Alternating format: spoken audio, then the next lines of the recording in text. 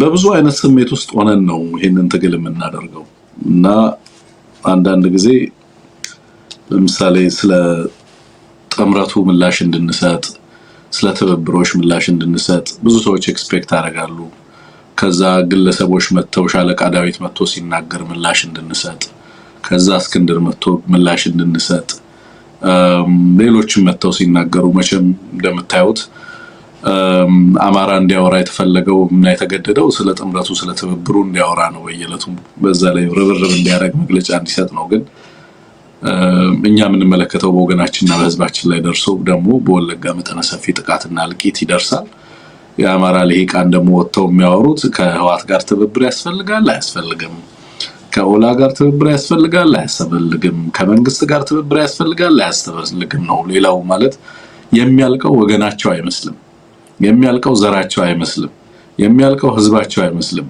አጀንዳቸው ሁሉም ነገር በቃ በእነሱ ዙሪያ ነው ራዲየት የሚያደርገው በእነሱ ዙሪያ ነው በእነሱ አካባቢ ነው የሚያጠነጥነው ማለት ነውና አንድም ከህዝብ ጋርና ከሚያልቀው ወገናችን ጋር ግንኙነት በሌለው ጉዳይ ላይ የሚደረገው ይሄ ቅንነት የጎደለው ስለራስ ህዝብ አለመጨነቅ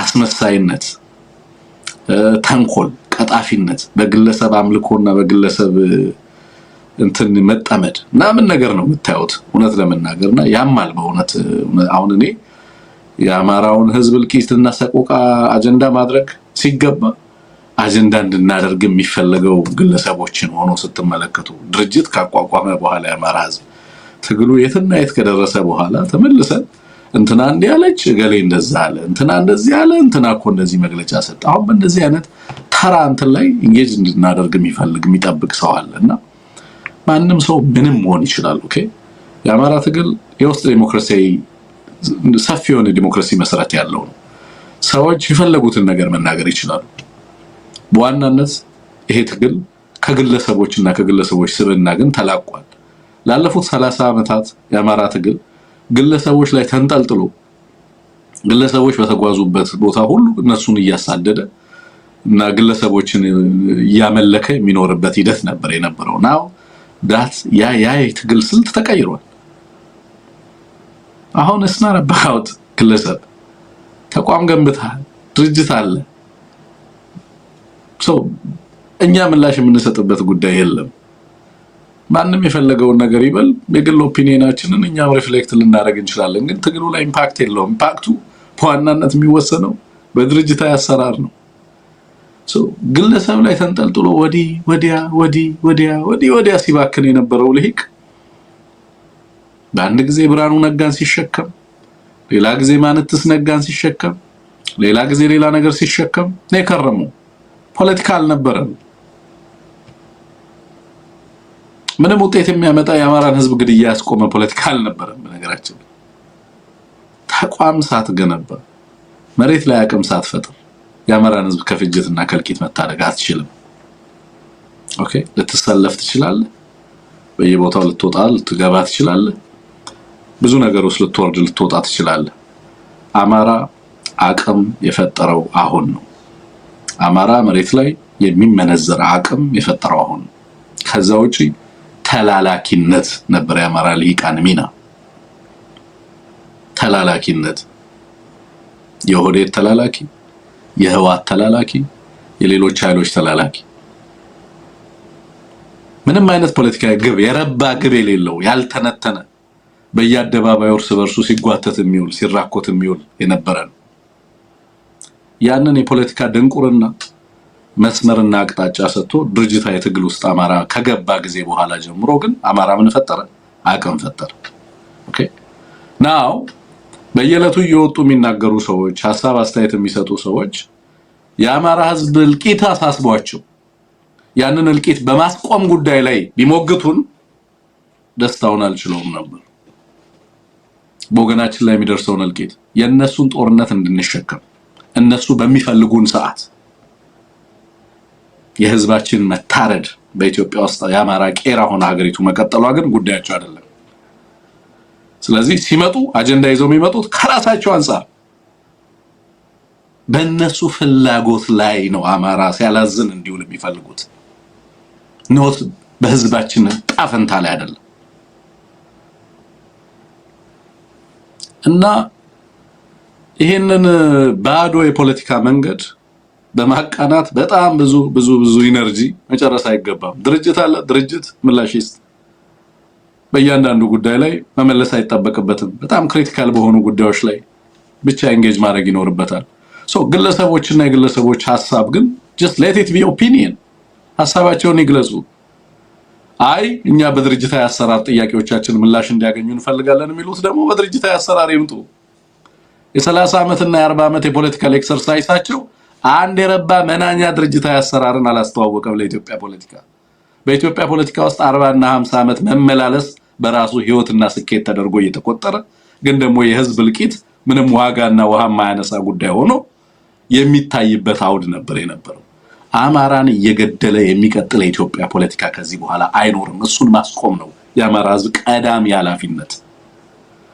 ከዛ ውጪ ያለው ማንኛውም ነገር ከአማራ ጥቅም አንፃር የሚመነዘርና የሚታይ ነው።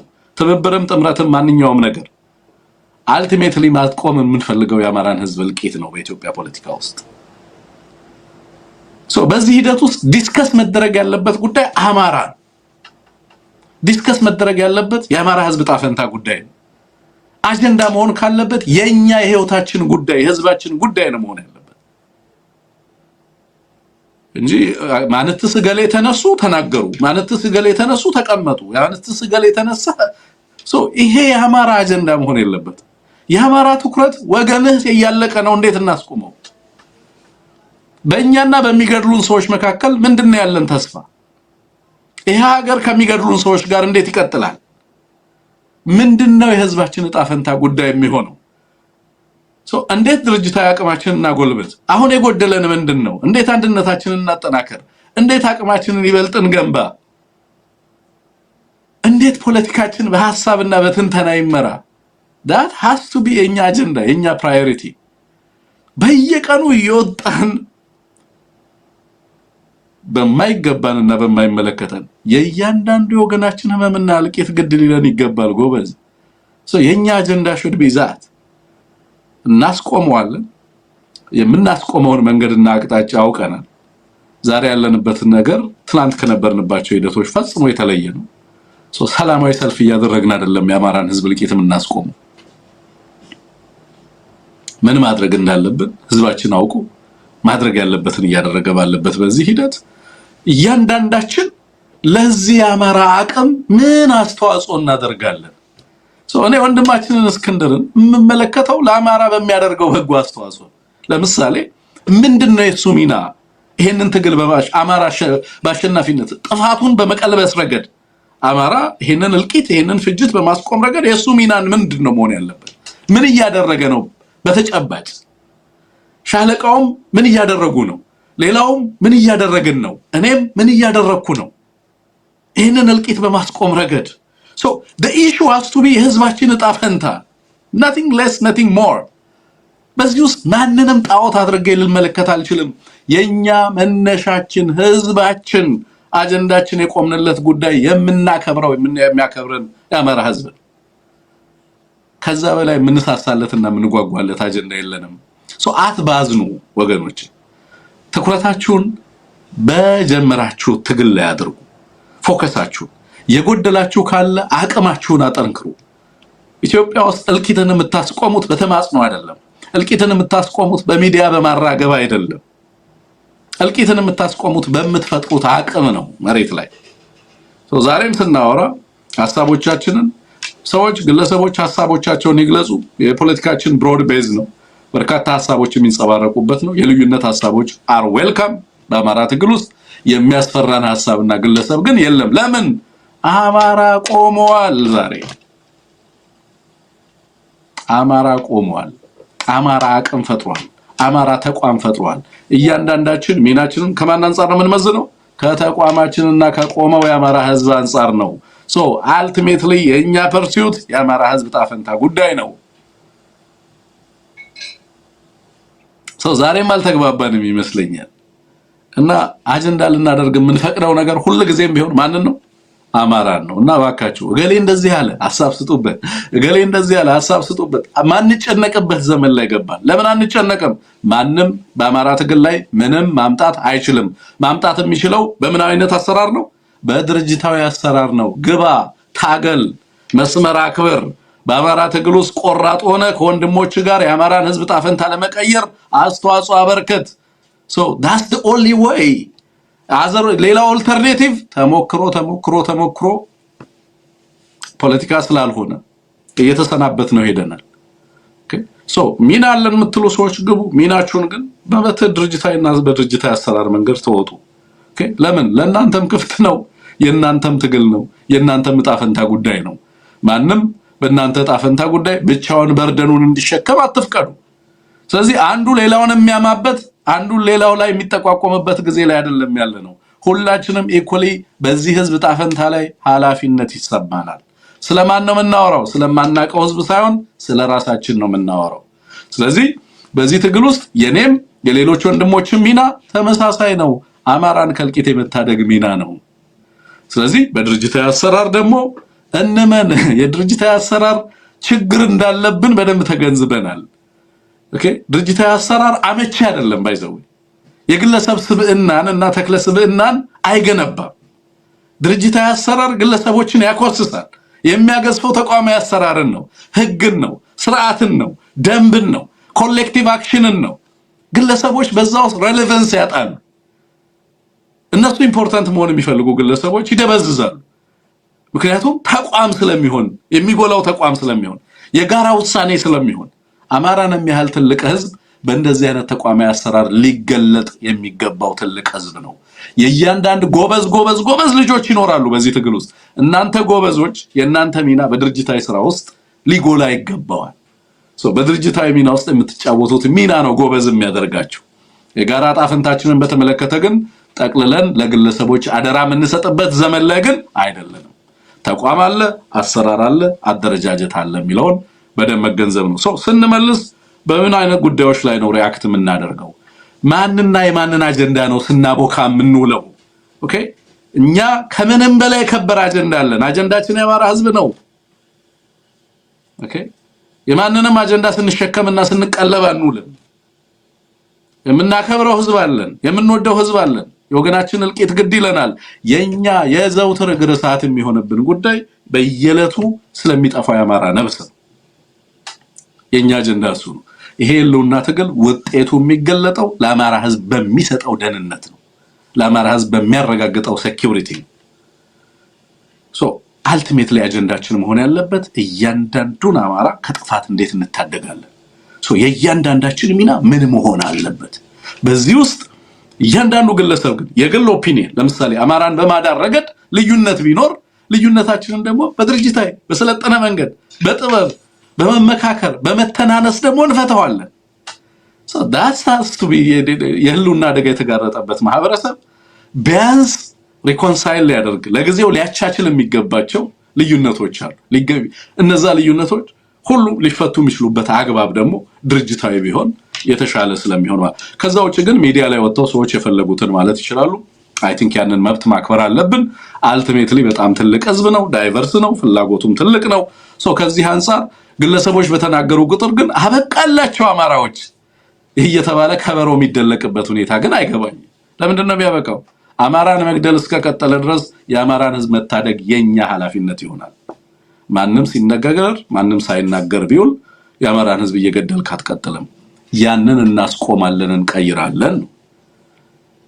ሰዎች ስለተናገሩና ስላልተናገሩ ስለፈቀዱና ስላልፈቀዱ የሚሆንና የማይሆን ነገር የለም ማለት ነው። አካሄድ ላይ ድርጅታዊ አሰራር ላይ ልዩነቶች ካሉ ነው ግቡ፣ ተንትኑ፣ አምጡ፣ ኮንቲንጀንሲ እና ብጅለት ፕላን ኤ ባይሆን ፕላን ቢ ላይ እንግባባ፣ ፕላን ቢ ባይሆን ፕላን ሲ ላይ እንግባባ። ተንትና አምጣ፣ ለድርጅቱ ምክረ ሐሳብ አቅርብ። ያ ነው አሰራሩ። ውጡ ከነበራችሁበት የትናንትና የ50 ዓመት ምናምን የባይተዋርነት የፖለቲካ ጉዞ ውጡ፣ ወደ ድርጅታዊ አሰራርና ምናምን ኑ። ኦኬ deliberately emphasize የምናደርገው የአማራን ትልቅነት ነው በትግል ውስጥ የግለሰቦችን ትልቅነት አይደለም። emphasize የምናደርገው አማራነት ትግሉን እንዲመራው፣ emphasize የምናደርገው ተቋማዊነት ትግሉን እንዲመራው። በዚህ ውስጥ የትኛውም ግለሰብ በአማራ ግለሰብ ህዝባዊ ጣፈንታ ላይ በግለሰብ ደረጃ ደስ ስላለው የማይወስንበትን ሂደት ነው የፈጠረው። ስለዚህ የአማራ ህዝብ ከእያንዳንዱ በአመራር ከአማራ ህዝብ ድርጅታዊ አሰራር በታች ነው፣ ከህግ በታች ነው፣ ከተጠያቂነት በታች ነው። የማንቆጣጠረውን ግለሰብ ጭንቅላታችን ላይ አናነክስም። ለምን? የሁላችንም ጣፈንታ ስለሆነ። የምንቆጣጠረውን ድርጅትና ተቋም ግን ተጠያቂ እንዲሆን አድርገን እንሰራለን የሚለውን ነገር በደንብ ማወቅ ነው። ስለዚህ የመጣንበት መንገድ ብዙ የባከንበት መንገድ ነው። አሁን ላይ የገባንበትና የያዝነው መስመር ደግሞ ይሄው በርካታ ኃይሎችን እያራገጠ ነው ያለው። በዚህም የሰዎችን ዲሞክራሲያዊ መብቶች እያከበርን አማራዊ መስመራችንን አማራዊ የትግል አቅጣጫችንን ደግሞ አጠናክረን እንቀጥላለን የሚለው ነገር የአማራው ሁሉ የጋራ እና በጋራ ሊግባባበትና በጋራ ሊይዘው የሚገባ ጉዳይ ነው ማለት ነውና በተነሳ ቁጥር ሐሳብ፣ በተነሳ ቁጥር ስጋት፣ በተነሳ ቁጥር ጭንቀት በወገኖቻችን ዘንድ መታየት ስለሌለበት ማለት ነው እና የፈጠራችሁት ድርጅት የትግላችሁ እድገት ደረጃ ከዚህ በላይ መሆኑን መገንዘብ ያስፈልጋል ማለት ነው። ማንም ስላኮረፈ ሀገራት ጭምር ሲፈልጉ የሚበትኑት ሲፈልጉ የሚያደራጁት አማራ የለም። ዛሬ ውጣ ተሰለፈልኝ ሲባል የሚሰለፍ አማራ አይደለም ያለው።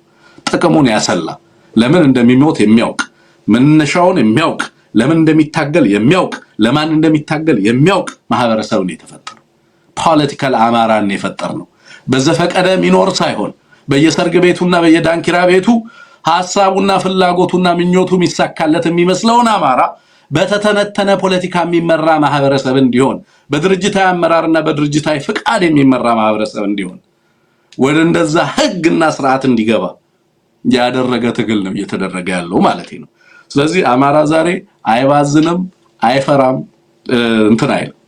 ምክንያቱም የፈጠረው አቅም የፈጠረው ድርጅታዊ አሰራር ለእያንዳንዱ ስጋቶች ምላሽ የሚሰጥ ትንተና የሚሰጥ መሆኑን መገንዘብ ስለሚያስፈልግ ነው የተወደዳችሁ ወገኖቻችን። ዛሬም ያሉ በርካቶቹ ለምሳሌ ገብቷቸውም ይሁን ሳይገባቸው በዚህ ትግል ውስጥ አሁን ላይ የአማራውን ትግልና የትግል አንድነት እየጠበቅን ያለ ነው እየታገልን ያለ ነው የራሳችንን ወንድሞችና እኔ ብዙ ጊዜ ተናግሬያለሁ። የአማራ ትግል ትልቁ የተጋረጠበት አደጋ የአማራው ልሂቅ ያልጠራ የፖለቲካ አስተሳሰብ ለረጅም ጊዜ በፖለቲካ ሂደት ውስጥ መቆየት በራሱ የፖለቲካ ግብ ሆኖ ማለት ነው። ያልጠራ ሐሳብ ወዲያም ልሂቁን ሲጎትተው ይዋለ በየለቱ የአማራውን ውስጣዊ አንድነት ለመጠበቅ በከባድ ኃላፊነትና ጥንቃቄ መስራት የሚገባ መሆኑን የተገነዘብንበት ነው። በየለቱ እንዳልኩት ባለፈው አማራውን አማራ የማድረግ ሚሽን ነው ይሄ ትግል። አማራውን እዛ እየሄደ ግማሹ ከሆዴድ ጋር ተማክሬ የኢትዮጵያንና የአማራን ህዝብ ጉዳይ እፈታለሁ የሚል ነው። ግማሹ በሌላ መንገድ እየወጣ ከድርጅታዊ አሰራር ውጪ በተለየ መንገድ በሚዲያ የየራሱን ፍላጎትና ፈቃድ በአማራ ህዝብ ላይ ኢምፖዝ በማድረግ ፍላጎቱንና ሌላውን ነገር ለመጫን ጥረት የሚያደርግ ነው በተለያየ መንገድ ማለት ነው። አልቲሜትሊ ድርጅታዊ አሰራር ውስጥ ገብቶ እያንዳንዱ ሚናውን አውቆ እንዴት አድርጎ በኃላፊነት በሚሰማው ስሜት ደግሞ ሚናውን የሚወጣበትን አግባብ ለህዝባችንና ለትግላችን አዲስ ትውውቅ መሆኑን ተከትሎ ብዙ ፈተናዎች በዛ ረገድ የሚያጋጥሙ መሆኑን እገነዘባለሁ።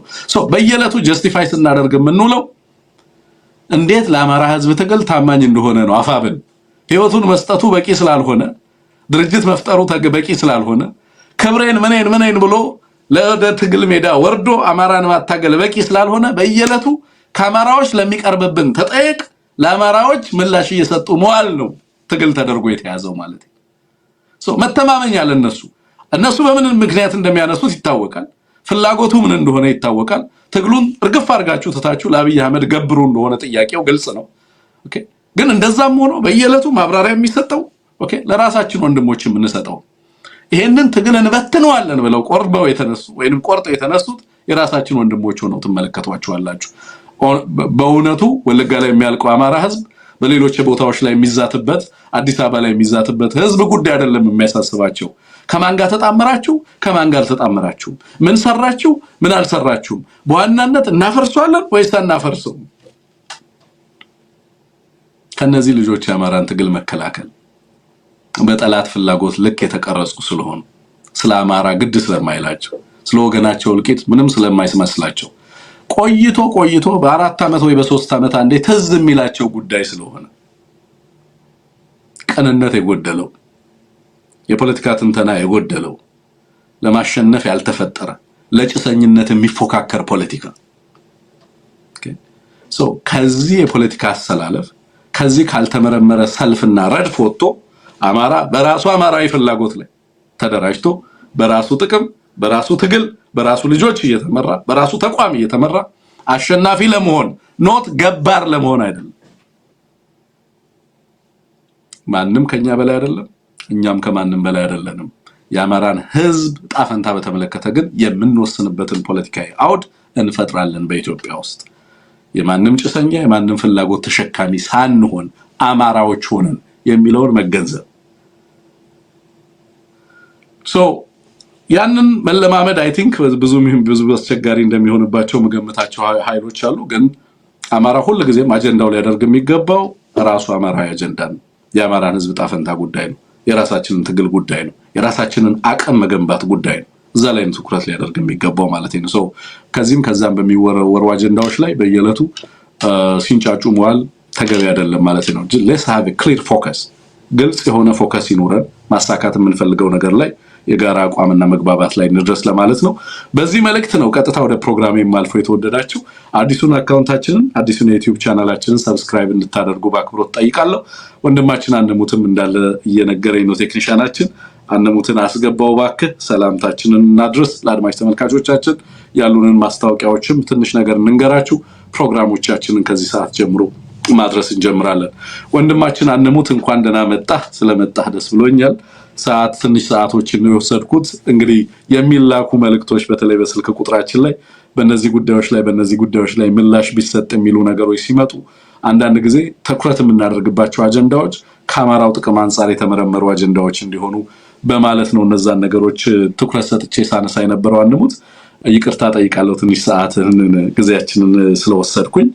ወደ ቀጥታ ማስታወቂያችንን ተናግረን አዲሱን ቻናላችንንም መስከረም 6 ሴፕቴምበር 6 በዋሽንግተን ዲሲ እና አካባቢው ላይ በሚኖረን ፕሮግራም ዙሪያ ላይ ትንሽ አስተያየት ሰጥተን አንሙት ቀጥታ ፕሮግራሙን ብንጀምረው ደስ ይለኛል። መልካም።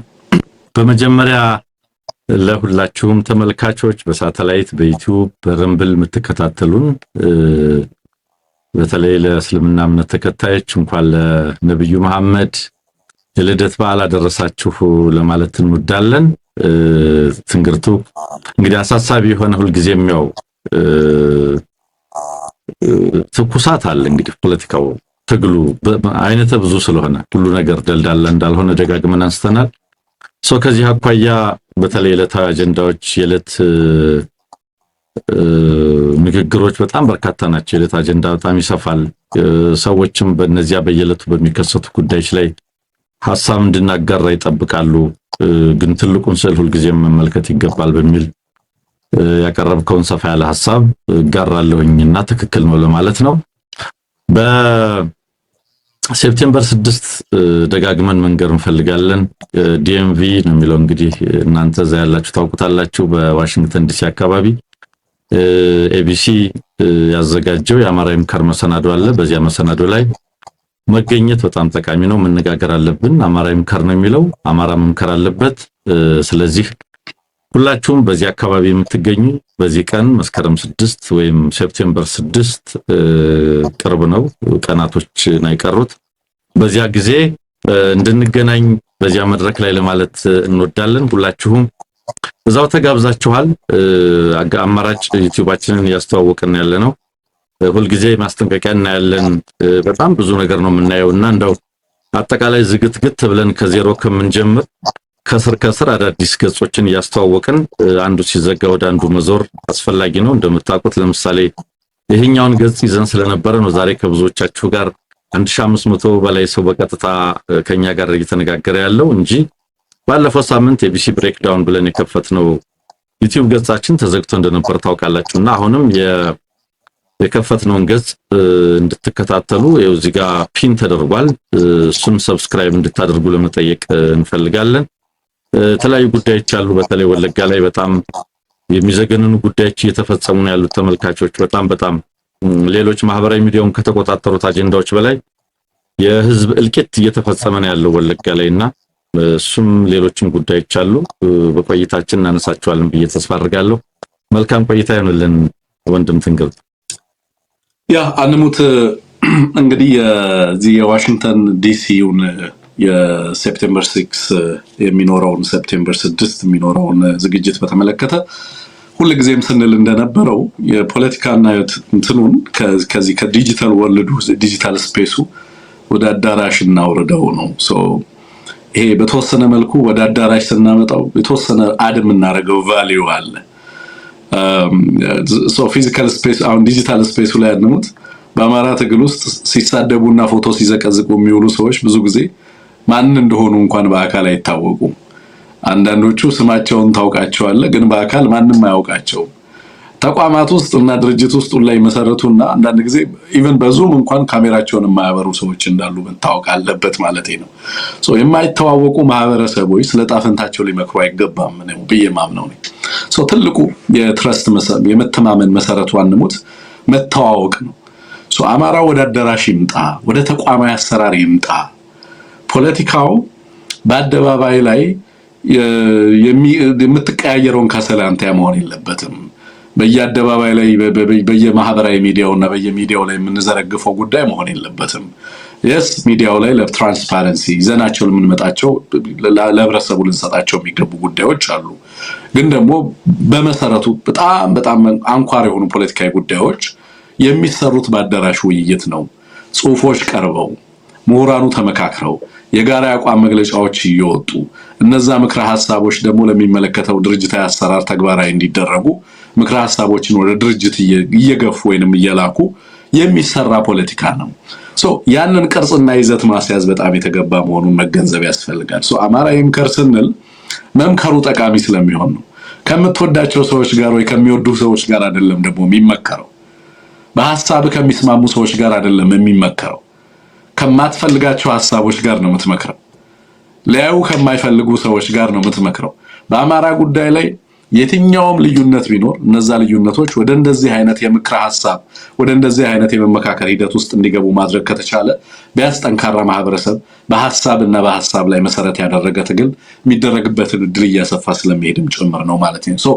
በዛ መድረክ ላይ አንሙት እዚህ ሚዲያ ላይ ጋብዘናቸው የማናቃቸውን ሰዎች ጋብዘናል።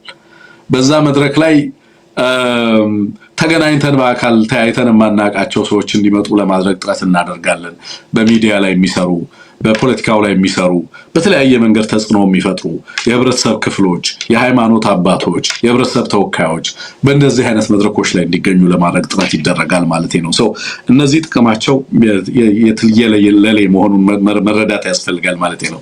ሰፊ ጥቅም ያላቸው መሆኑን ማሰብ ያስፈልጋል። ፖለቲካው ትንሽ የሰከነ እንዲሆን በሐሳብ እንዲመራ የማድረግ ወደ ተቋም እንዲመጣ የማድረግ ሂደቶችን እየሰሩ መሄድ፣ የሚዲያው ሚና ደግሞ ህብረተሰብን የማቀራረብ ልሂቃንን የማቀራረብ እንዲሆን እያደረጉ መሄድ ስለሚገባ ነው እንዲህ አይነት መድረኮችን የምንፈጥረው ለማለት ነውና ያመቻችሁ ብቻ ሳይሆን የማያመቻችሁም ቢሆን አስቀድማችሁ ቀጠሮቻችሁን እንድትይዙ ሴቭ ዘ ዴት ብላችሁ እነዛን ቀኖች ማርክ ብታደርጓቸው በዛ ዕለት እዛ ቦታ ላይ ተገኝታችሁ ሐሳብ አስተያየት ሰጣችሁ በዚህ ትግል ውስጥ ደግሞ ያለና አብሮነትና በቀጣይም ልናደርግ የምንፈልጋቸውን ነገሮች ቢያንስ ተግባብተን ተነጋግረን መልክና አቅጣጫ አመላክተን የምንወጣባቸው አድራሻ መድረኮች እንዲሆኑ ለማድረግ ነው።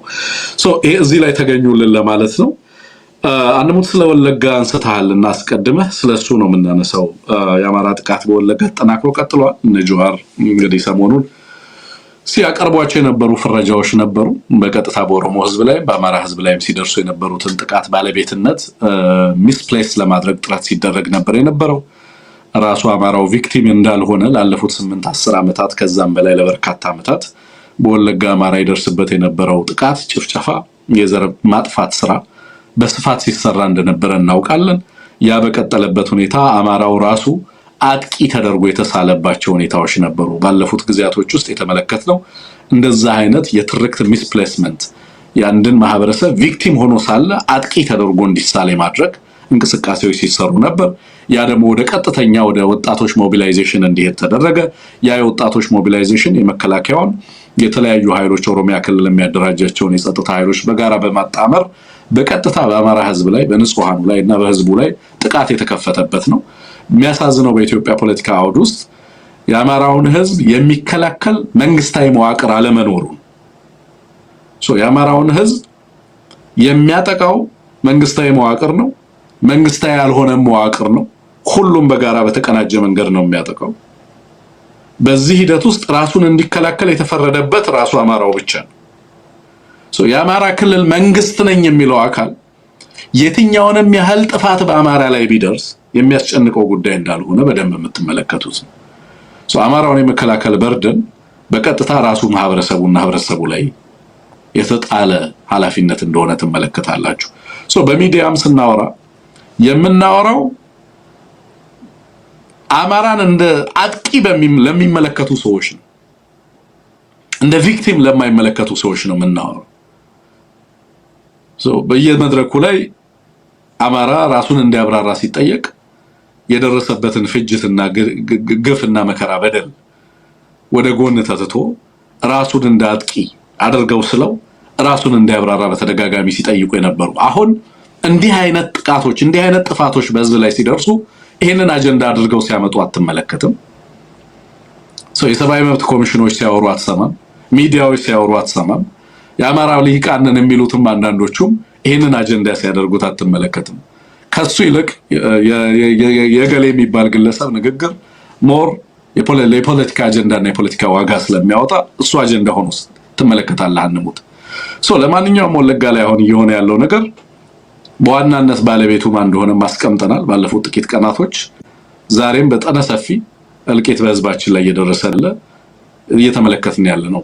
አርሶ አደሮች ይሄንን በተመለከተ አካባቢው ላይ ያለው ሁኔታ በተመለከተ ጥቂት ሲናገሩ የሰማናቸውን ያገኘናቸውን ቪዲዮዎች አሉ። አንሙት እንደው ትንሽ ቴክኒሻናችን እሱን ካሳየህንና አንሙት ሐሳብ በዛ ላይ ብትሰጥበት ደስ ይለኛል። መከላከያ ጭምር ነው የሚያደርገን ለነሱ ተጨምሮ ጀርባ ይሆነ መከላከያ ማብሮ ቤት እየለበለበ ይወዳል። ለበለበ እንግዲህ ያስቆም ንጹሃን ቤት ሲል አይደለም አይማታም ንጹሃን ይበልጣል። ስንት ንጹሃን ዛሬ ወንድ በጭቃትም እየተራውቶ ሴሪስቲት ነው ይያለ እንዴ ዛሬ እኛ ኢትዮጵያ ያልተፈጠረም ይታ የሚታገለው ጥራት ታገራል እንጂ የንጹሃን ልጅ ያልቃል። ያ እንደምትሰማው እንግዲህ ቆርጠን ያመጣነው ነው። ከዛ ውጪ የፕላትፎርሙን ብዙ የሚፈቅድልን አይመስለኝም ረጅም ደቂቃ ሐሳቦችን ለማሳየት። እንግዲህ እንደምትመለከቱት የመከላከያ ተቋም ነኝ የሚለው አካልም የአማራ ላይ የዘር ፍጅት እየፈጸመ ያለው ተቋም ጀዋር እንዳለው ህብረ ብሔራዊ ሆኖ ነው የቀረበው። ኃይሉ ብቻውን የዚህ ሆሊጋኑ ብቻ አይደለም፣ የወጣቶቹ ስብስብ ምናምን እና የኦሮሚያ የጸጥታ ክልል ብቻ አካላት ብቻ ሳይሆኑ መከላከያ የሚባለው አካል አንድ ላይ አብሮ ነው ንጹሃንን ሙሉ ብላንኬት በሆነ መንገድ ካቴጎሪካሊ ሙሉ ህዝቡን ሲቪሊያኑ ንጹሃኑን ነው በጋራ እያጠቁ እያቃጠሉ ንብረቱን ቤቱን ሀብቱን እያወደሙ ያሉት። የዘር ፍጅትና የዘር ማጽዳት ስራ ነው በስፋት እየተሰራ ያለው። ይሄንን ነው እንግዲህ እኛ አባት እየተናገሩ እኛ ኢትዮጵያ አይደለንም የሚሉበት ቦታ አለ። ሁሉ ጊዜ አማራው የሚጠይቀው ነገር ነው። በነገራችን ላይ እኛ ኢትዮጵያ አይደለንም ለምንድን ነው የምንገደለው የሚለውን ነገር ብዙ ቦታ ላይ ሲጠይቅ እሰማለሁ። የአማራው ህዝብ እንዴትና በምን እንደሚገደል በደንብ ስላልተገነዘበ መከላከያውም ይጠብቀኛል እያለ ይዘናጋል። የክልል የጸጥታ መዋቅር ይጠብቀኛል ብሎ ያስባል። ራሱን ስቲል እንደ ኢትዮጵያዊና እንደ ዜጋ ነው የሚቆጥረው። ግን ደግሞ ባገዛዙና በስቴቱ ጠላት ተብሎ የተፈረጀ ማህበረሰብ መሆኑንና ያንን ግንዛቤ ዛሬ የሚያልያዘ መሆኑን ትመለከታለህ። አንሙት ግን እንዲህ አይነት አርሶ አደር እንግዲህ ቀንበሩን ተሸክሞ ነው ሞፈር ተሸክሞ ነው የምትመለከቷቸው። እኒህ አባት በሬዎቻቸውን ከብቶቻቸውን ይዘው ከቤታቸው ተሰደው ነው የምትመለከቱት። በእንደዚህ አይነት አሳዛኝ ሁኔታ ውስጥ ያለ ህዝብ ነው በየዕለቱ አጀንዳ እንድናደርግ የሚፈለገው ግን ሌሎች ግለሰቦችን ህዝባችን በእንደዚህ አይነት የማያቋርጥ እልቂት ውስጥ ባለበት ሰዓት ማለት ነው። ስለዚህ ለዚህ ነው አጀንዳችን ትኩረታችን ሁሉ ህዝባችንና የህዝባችን ጣፈንታ መሆን አለበት ብዙ ጊዜ የምለው ማለት ነው። አንሙት መቀጠል ትችላለህ በዚህ ላይ። መልካም ወለጋ ላይ በጣም አሳሳቢ እጅግ በጣም አሳዛኝ ነገር እየተፈጸመ ነው ያለው። ተመልካቾች 2 ሳምንት ሆኖታል። በነገር ላይ በጣም አጸያፊ የሚባል ተግባር እየተፈጸመ ነው ያለው።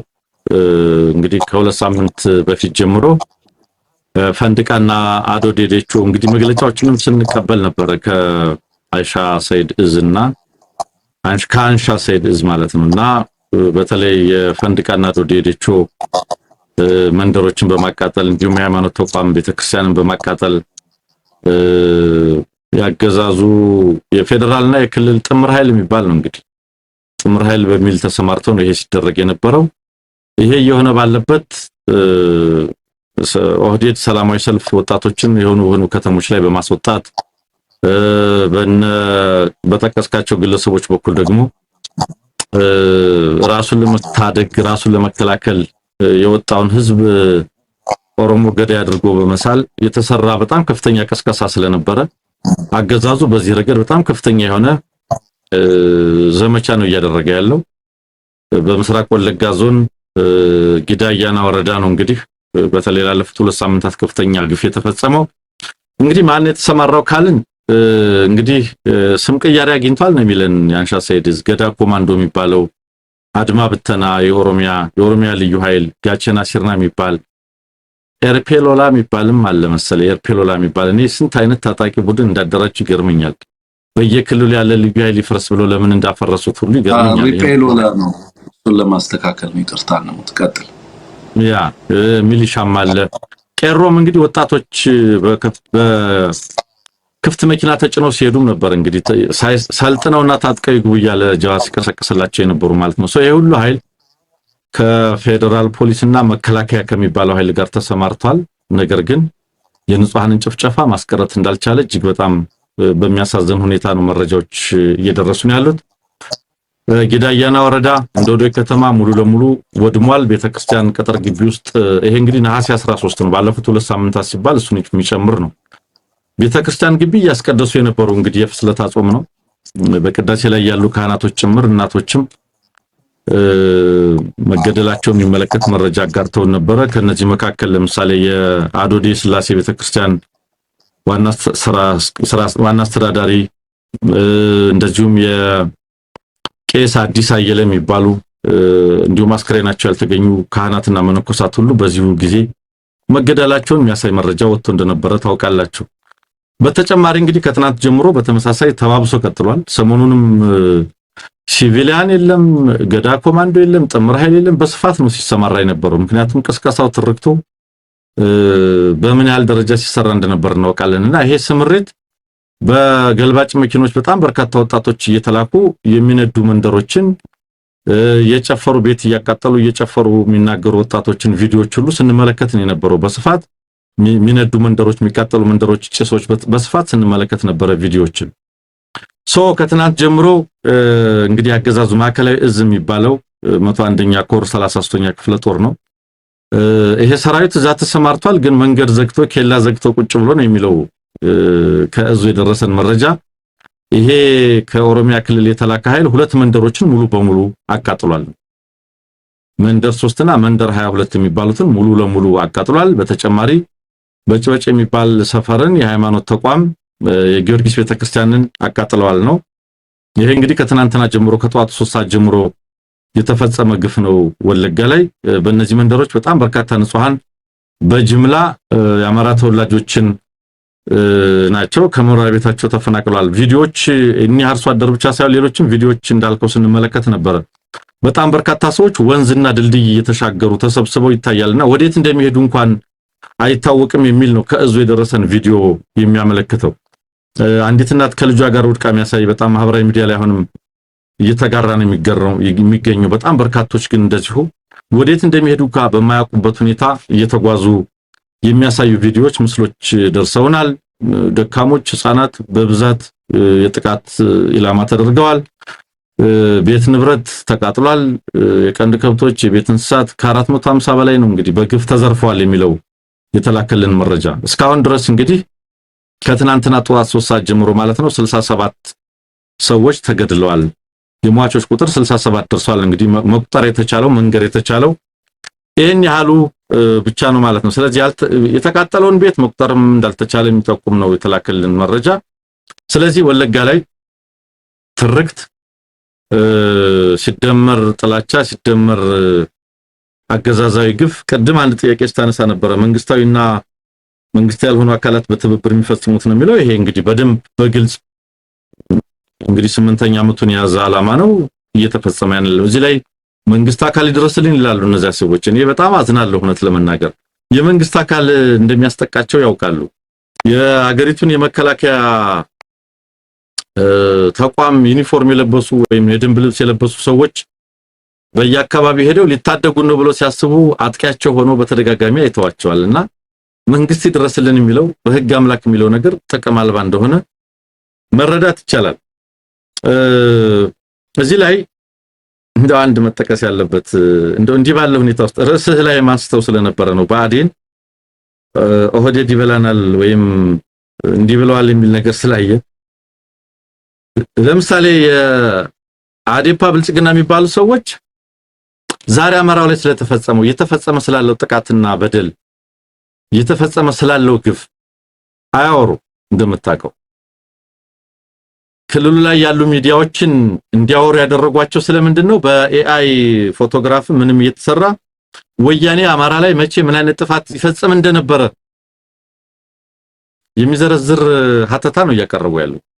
ዛሬ አማራው እየተፈናቀለ ነው፣ እየተጨፈጨፈ ነው፣ እየተገደለ ነው፣ ቤቱ እየተቃጠለ ነው፣ ንብረቱ እየተዘረፈ ነው። ዛሬ የአማራ ብልጽግና የሚባለው ስብስብ የሚያወራው ግን ትናንትና አማራ ላይ ምን ይደርስ እንደነበረ ነው። ኤንድ ይሄንን ጨፍጫፊ ኃይል ለማዳን የሚያስችል የወጣትና የሚሊሻ ምልመላ ላይ ነው በከፍተኛ ደረጃ እየሰራ ያለው። እኛ በርዕስህ እንዳልከው ኦህዴድ አማራውን መብላት አቁሞ አዴፓ ብልጽግናን ቢበላ ደስታውን አንችለው። በግሌ ማለት ነው የግል አታየት እንደዚህ ያለ አለቅት እንደዚህ ያለ ጥገኛ ኃይል በአንድ ህዝብ ስም ሲቀመጥ ነውር ምንድነው? ኢትዮጵያ አሸነፈች እያለ ነው ተመስገን ጥሩ።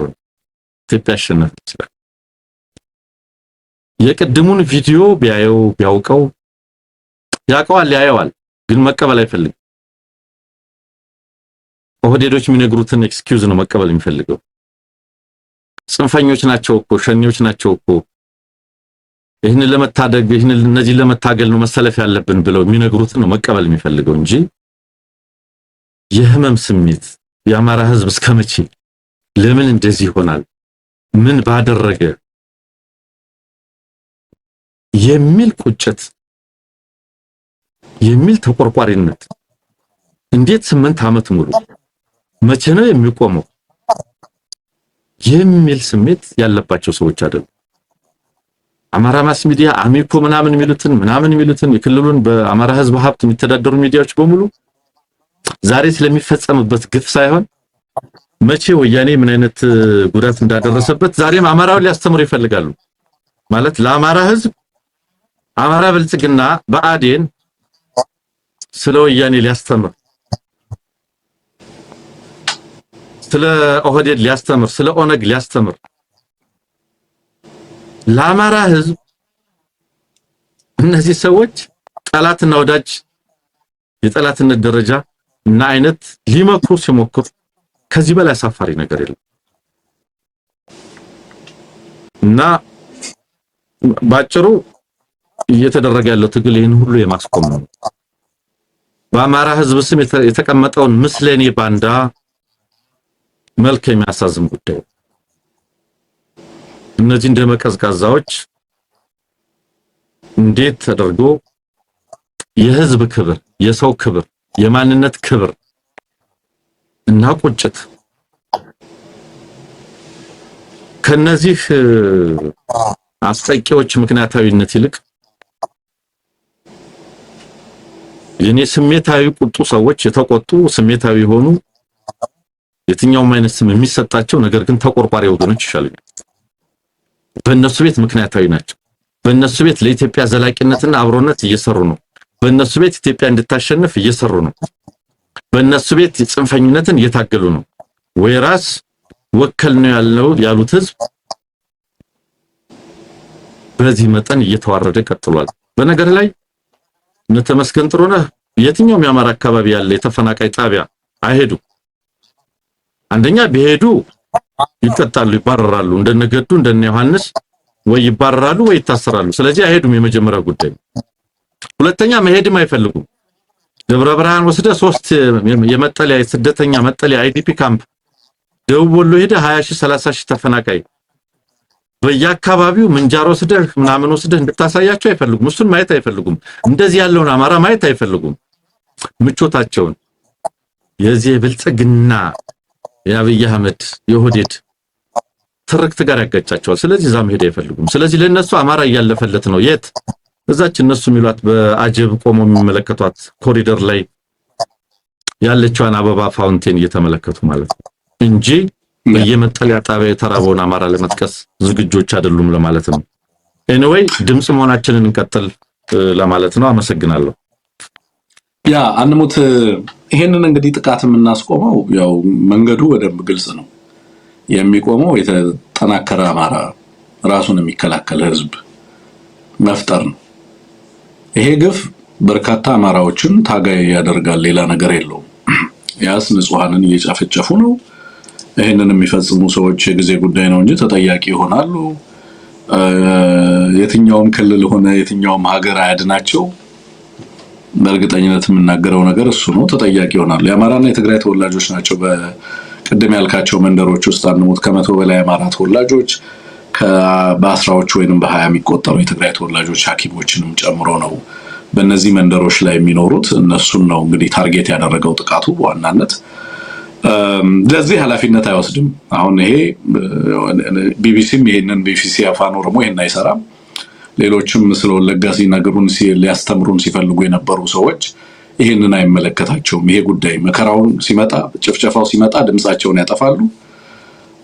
ከዛ ውጪ ባለው ነገር ግን ሊነክሩንና ወለጋ ላይ ስላለው ነገር ሊመክሩን ይፈልጋሉ። ነገ እነዚህ ግጭቶች አሁንም ሁሌም የምለው ነገር ምንድነው? የነዚህ ጥቃት ባለቤቶች ልሂቋን ናቸው፣ ፖለቲከኞቹ ናቸው። ሁሌም ህብረተሰብ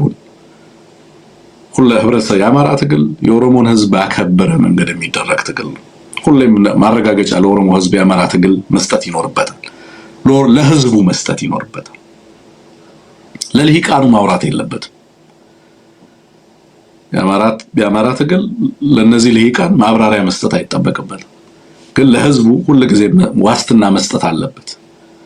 የኦሮሞ ህዝብ ከምን እንደሚያተርፍ ሊያስተምር ይገባል፣ ሊነግረው ይገባል። በተደጋጋሚ ከአብሮነት ያተርፋል። የኦሮሞ ህዝብ ከሌሎች ጋር አብሮ በመቆም ያተርፋል።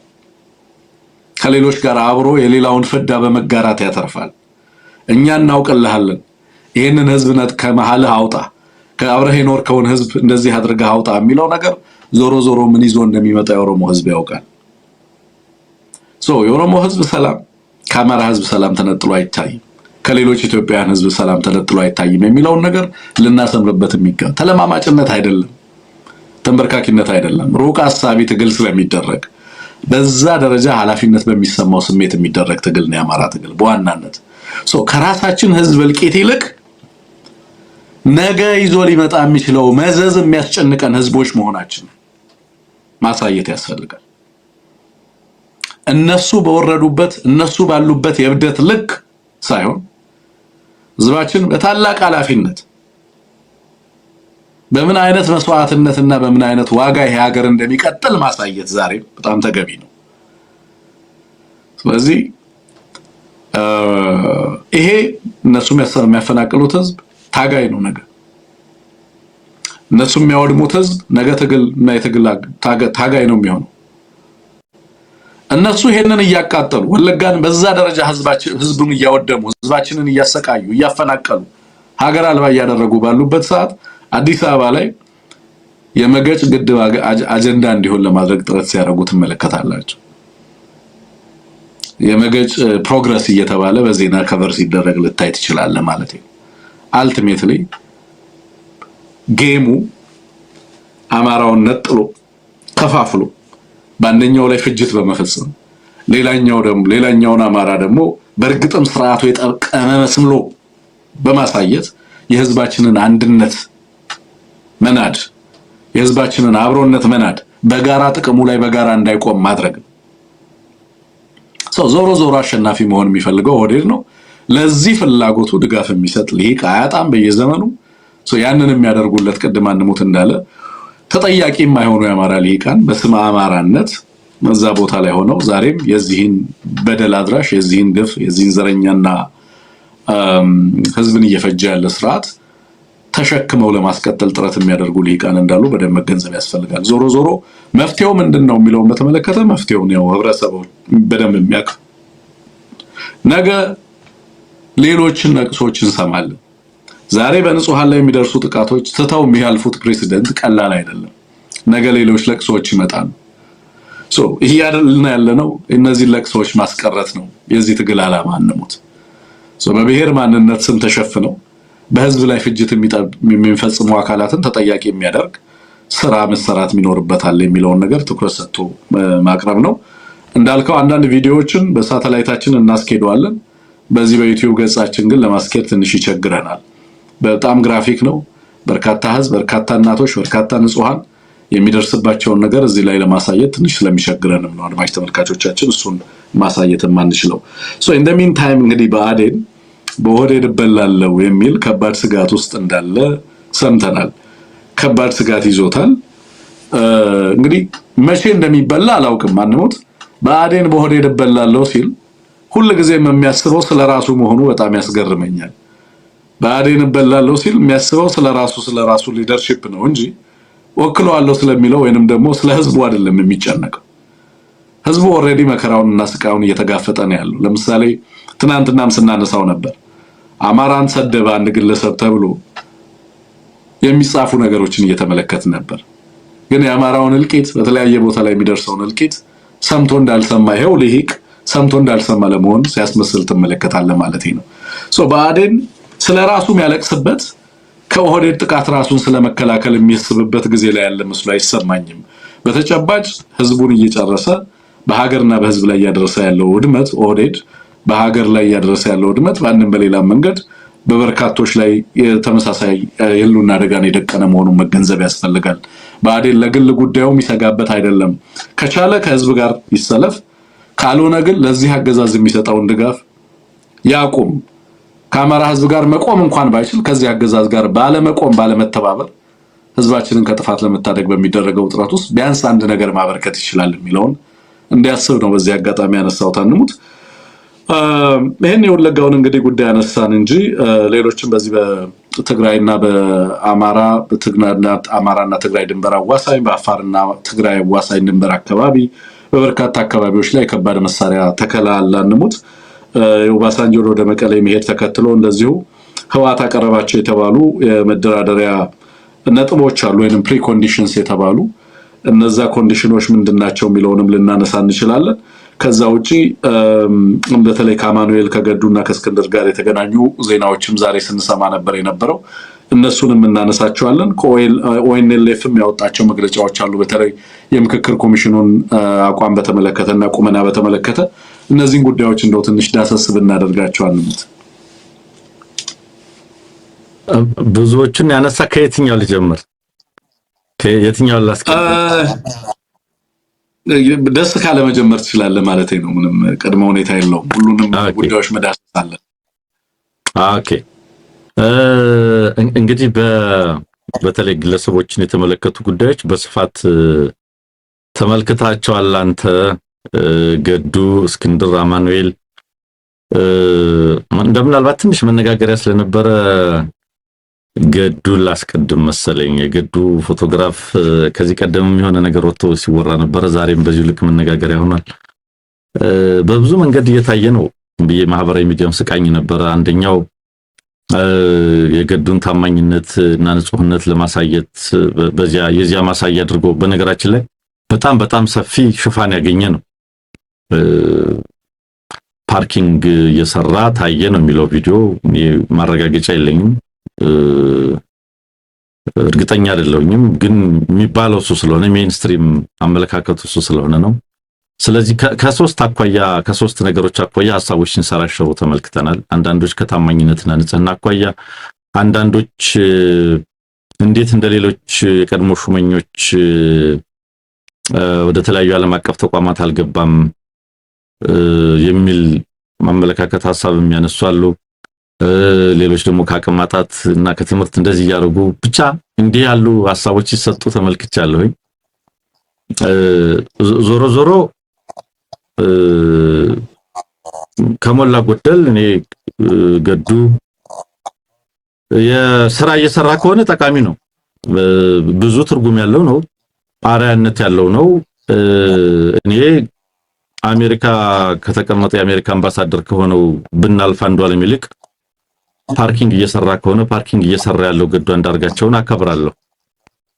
የዚህ አገዛዝ ባለሟል ሆኖ በህዝቡ ጭብጨባ ፊት በአምባሳደርነት ሹመኛ ከሆነው ብናልፍ አንዱዓለም ይልቅ ለኔ ፓርኪንግ እየሰራ ከሆነ የብናልፍም አለቃ የነበረው ገዱ ለሱ አክብሮት አለኝ። በዚያ ደረጃ ለመግለጽ ፈልጋለሁ። ቢያንስ ከዚህ ቀደም በነገራቸው በገለጻቸው ሐሳቦች ከዚህ ቀደም ባቀረባቸው ተጠያቂ ለመሆን ያለውን ዝግጁነት በገለጸበት ያገዛዙን ጸረ አማራነት በገለጸበት ደረጃ እንኳን ከነዚህ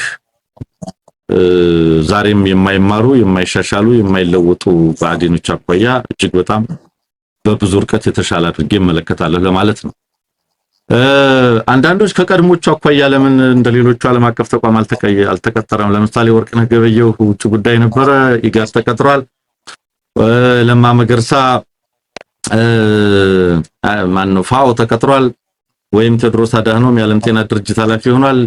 እንዴት እሱ ከእንደነሱ እንዳንዳቸው አልሆነም የሚል ሐሳብ የሚያነሱ ሰዎች ተመልክቻለሁ።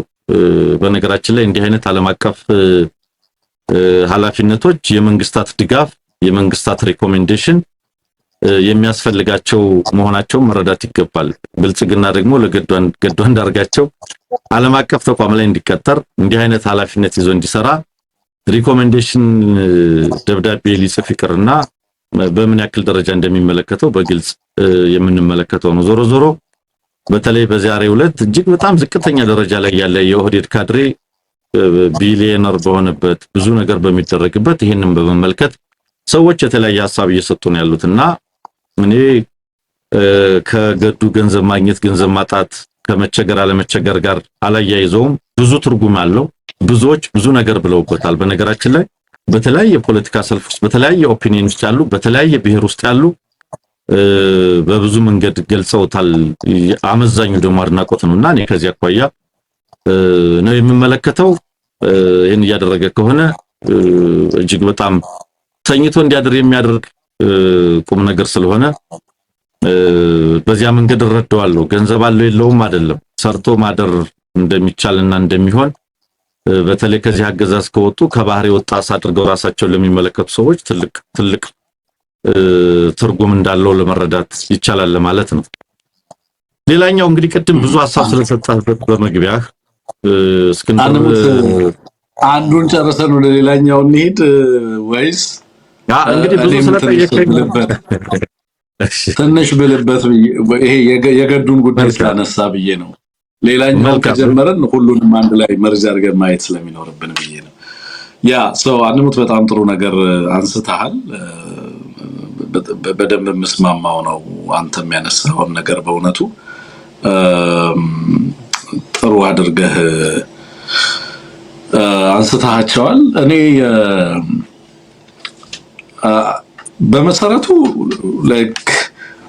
ይህንን ለውይይት ማቅረባችን በጣም የሚገርመኝ ነገር ነው። ማለት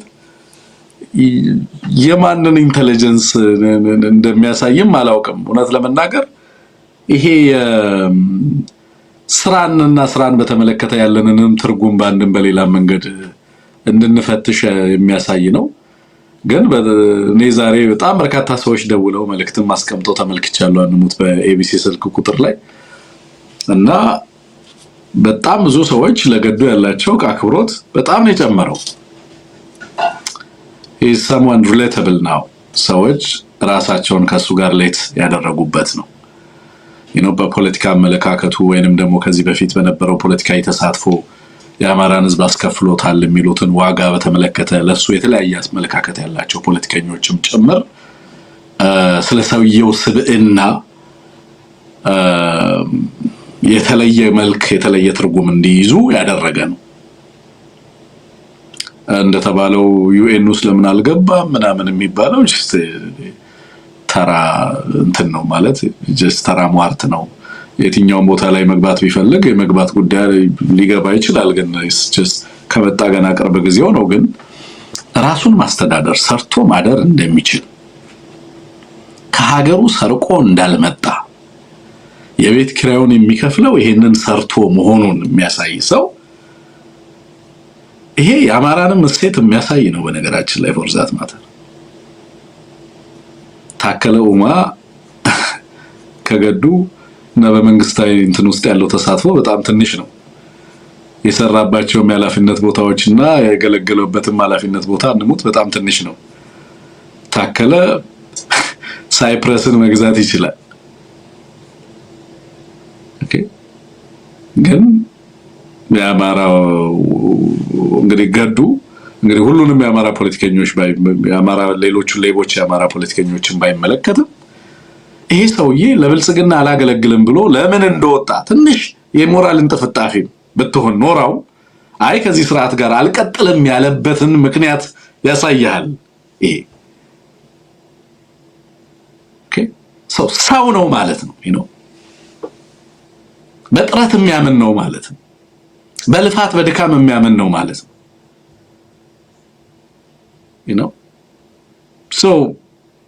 ይሄንን እንደ ማሸማቀቂያ ያደረገው ብልጽግና ነው።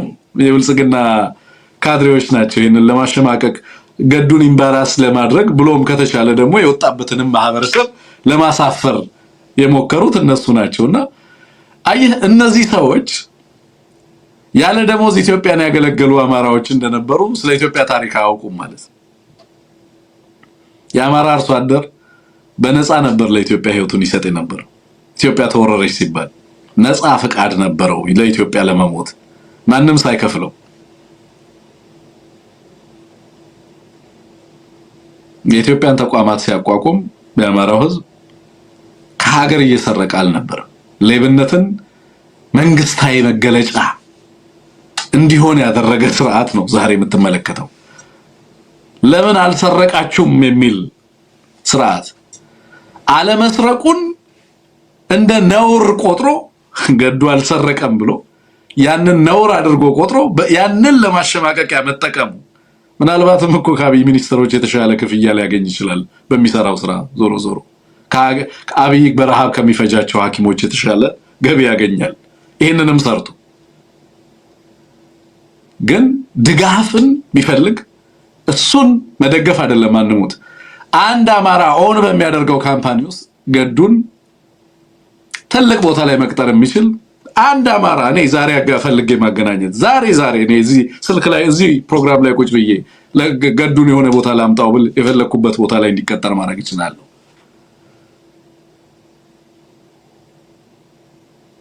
አንድ አማራ ካምፓኒ ውስጥ ይደረግ ቢባል ወዲያው ሊደረግ የሚችል ነገር ማለት ግን በዛ መንገድ የሚያስብ ማህበረሰብ ስላልሆነ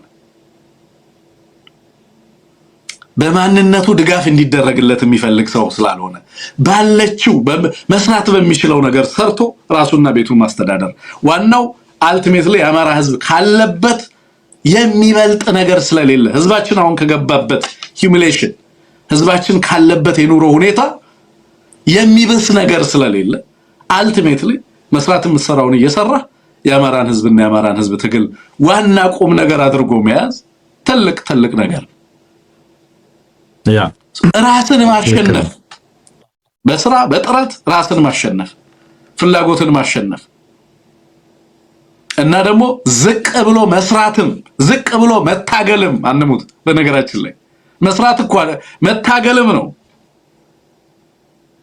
ይሄ ባህሪ በሁሉም ቦታ ላይ ሊገለጽ የሚገባው ነው። በነገራችን ላይ በመስራት ብቻ አይደለም በትግል ቦታ ላይ እና ይሄ የሚያኮራ ነገር ነው። ስራን ለሚያከብር ማህበረሰብ የሚያኮራ ነገር ነው። በዚህ ሀገር እጅግ የሚያስከብር ነገር ነው። ገዱን እናሸማቅቃለን ያሉ ሰዎች እዚህ ሀገር ለሌላ ፖለቲከኛ አድርገውት ቢሆን ያ ፖለቲከኛ ያለምንም ማስታወቂያ አንሙት ያለምንም አድቨርታይዝ እንትና ሌላ ነገር ሳይሰራ ተመራጭ ነው በህዝብ። ዝቅ ብሎ የሚሰራን ሪዋርድ የሚያደርግ ሲስተም ነው እዚህ ሀገር ያለው። ስራን የሚከብር ማህበረሰብ የሚያከብር ማህበረሰብ እና ሌብነትን ክብር ሙያ አድርጎ ከሀገር መስረቅን ከወገን መስረቅን ክብር ሙያ አድርጎ የሚሰራን ሰው ለማሸማቀቅ ያውም የአፍሪካ ፖለቲከኞች ሌቦች በሆኑበት ዘራፊዎች በሆኑበት ህዝባቸውን የሚዘርፉ ቀማኛዎች በሆኑበት አንድ በአራያነት ሊጠቀስ የሚችል ዝቅ ብሎ መስራትን ያሳየን ሰው ፖለቲካ ቢያውቁ ኖሮ እነዚህ ሰዎች ያንን ፎቶ ፖስት አያደርጉም ነበር። ምክንያቱም ፖለቲካሊ እነሱን ነበር ሱሳይድ ውስጥ የሚከታቸው። ግን ፖለቲካ አያውቁም፣ ናይቭ ናቸው።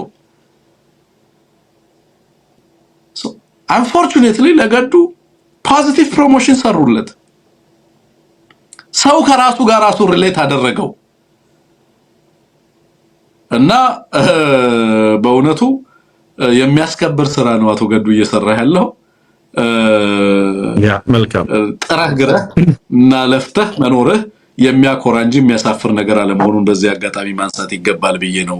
አንሞት አክቹሊ እኛም ዲፌንድ እንድናደርገው የሚጠብቅ ሰው አይደለም አቶ ገዱ እና ያለህበት የስብዕና ደረጃ ነው ማተር የሚያደርገው እና ይሄ ፖስት ቪዲዮውን ምናምን የለቀቁት የለቃቂዎቹንና ፎቶውን የሚያጋሩ ሰዎችን ስብዕና እንጂ እሱን አይናገርም ማለት ነው።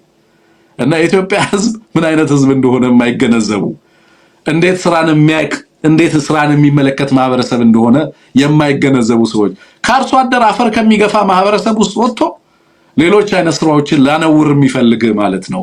80 እና 90 በመቶ የሚሆነው ማህበረሰባችን በስቃይና በመከራ ውስጥ የሚኖርበት ሀገር ላይ ህዝባችን ተሰዶ በሌሎች ሀገራት ላይ የሚሰራውን ስራ በማሳነስ ሊያቀርቡት የሚፈልጉ ሰዎች በእውነቱ ፖለቲካውንም የማይገነዘቡ ለስራንም በተመለከተ ያላቸው ምልከታ ሌብነትንም በተመለከተ ያላቸው ምልከታ በትክክል እንድንመለከት የሚያደርግ ነው። በዚህ ላይ ከዚህ በላይ ብንሄድበት ብዙ ጥቁም ያለው ስላልሆነ ሌላው እኛም ብዙ ልንልበት ማንፈልገው ምናልባት አንተም በመግቢያህ በቂ ማብራሪያ የሰጠህበት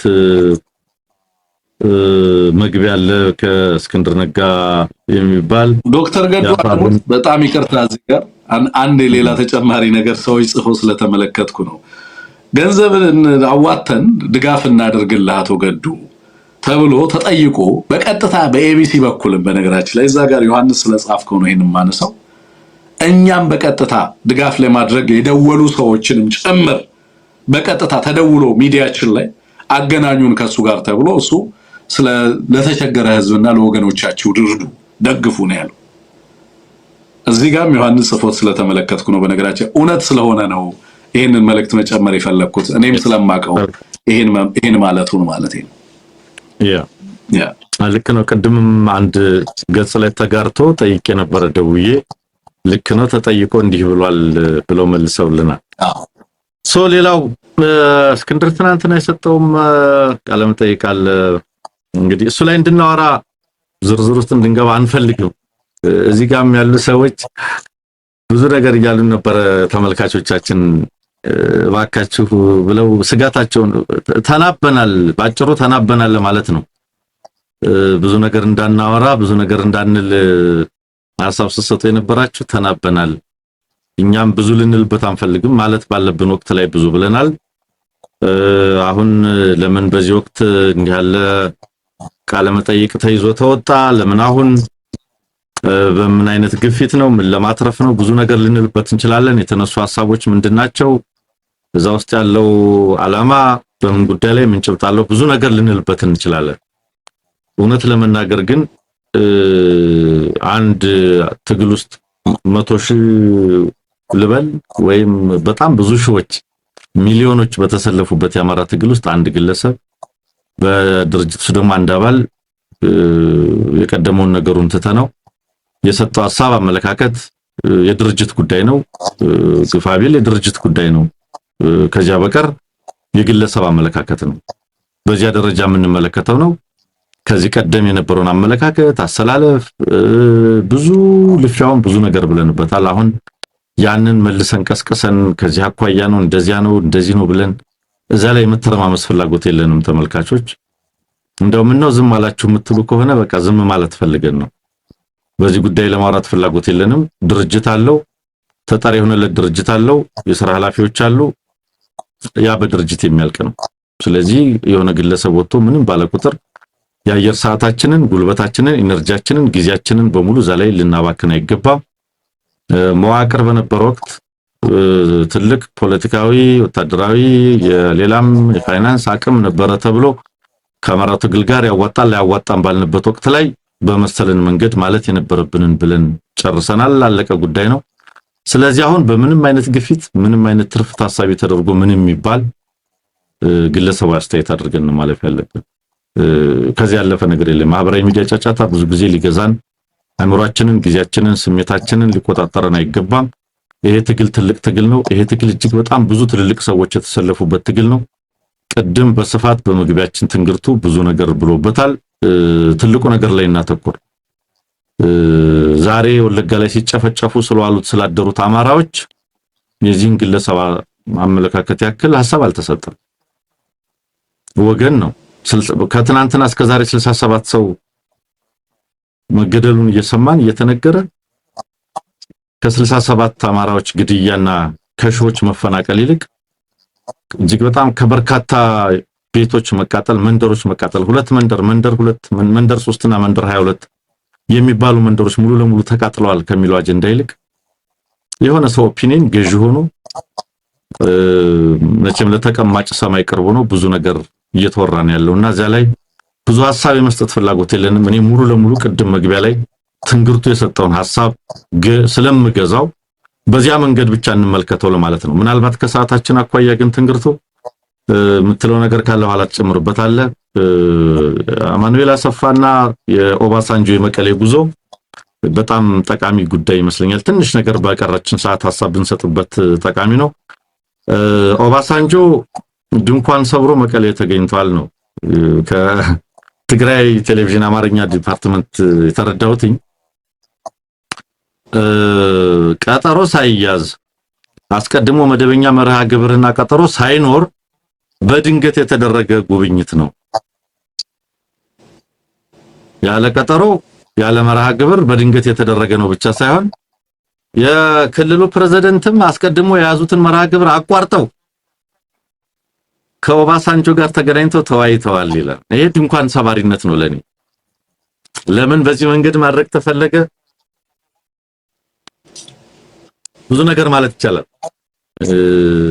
ማለት አንድ ክልል ላይ ድንገት የሆነ ሰው ያለ ቀጠሮ መጥቻለሁና አነጋገረኝ ሲባል ምን ማለት ነው የሚለው ነገር ብዙ ትርጉም ያለው ነው። ኤኒዌይ በዚህ ደረጃ ድንኳን እየሰበሩም የአብይ አህመድ ተላላኪዎች እየተገኙ ነው የሚለው የሚያሳየኝ ነው የመጀመሪያ ጉዳይ። እዚህ ላይ አንድ የተነሳ ሐሳብ አለ ተብሎ በብዙ መንገድ ሲመላለስ እየተመለከትን ነው። ከፌደራል መንግስት ጋር ተነጋገሩ፣ በሰላም ፍቱ የሚል ነው። እንግዲህ መቼም ነው ኦባሳንጆ መልእክት እንደምትገነዘቡት አይ ከአገዛዙ ጋር ልንነጋገር ከሆነ ይሄንን አድርጉልን በሚል 5 ነጥቦች ተቀምጠዋል። ይሄም ሲበለጥ ሲተነተን ትርጉም ሲሰጠው ምናምን በፖለቲካ አስተላለፍ አገራዊ ትብብርን ለማጥቃት ሲውል ብዙ ነገር ሲሆን እያየን ነው። መቼም ዘንድሮ ጉድ ተመልከቱ ብሎናል። ኤኒዌይ 5 ነጥቦች ተቀምጠዋል። ከኦባሳንጆ ጋር በነበረው ውይይት ከአገዛዙ ጋር መነጋገር የሚያስፈልግ ከሆነ የኢኮኖሚ ማዕቀብና እገዳ ይነሳ፣ ወታደራዊ ከበባ ማቆም እና የተፈጠረውን ውጥረት ማርገብ፣ የትግራይ ሉዓላዊ ግዛት ወደ መደበኛ ሁኔታ መመለስ፣ የተፈናቃዮችን ደህንነታቸውና ክብራቸው በተጠበቀ ሁኔታ መመለስ፣ እንደዚህም የቲፒኤልኤፍን ፖለቲካዊና ህጋዊ ማንነት መመለስ የሚል ሐሳብ ለኦባሳንጆ ተነግሮ መመለሱን የሚገልጽ ነገር ተቀምጧል። ይሄ ነገር ምን ማለት ነው? ለምን አለ? ከዚህ ውስጥ እንግዲህ አንዳንዶች የፈለጉትን አጀንዳ መርጠዋል። እነዚህ ነገሮች የሚሆኑ ናቸው ወይ?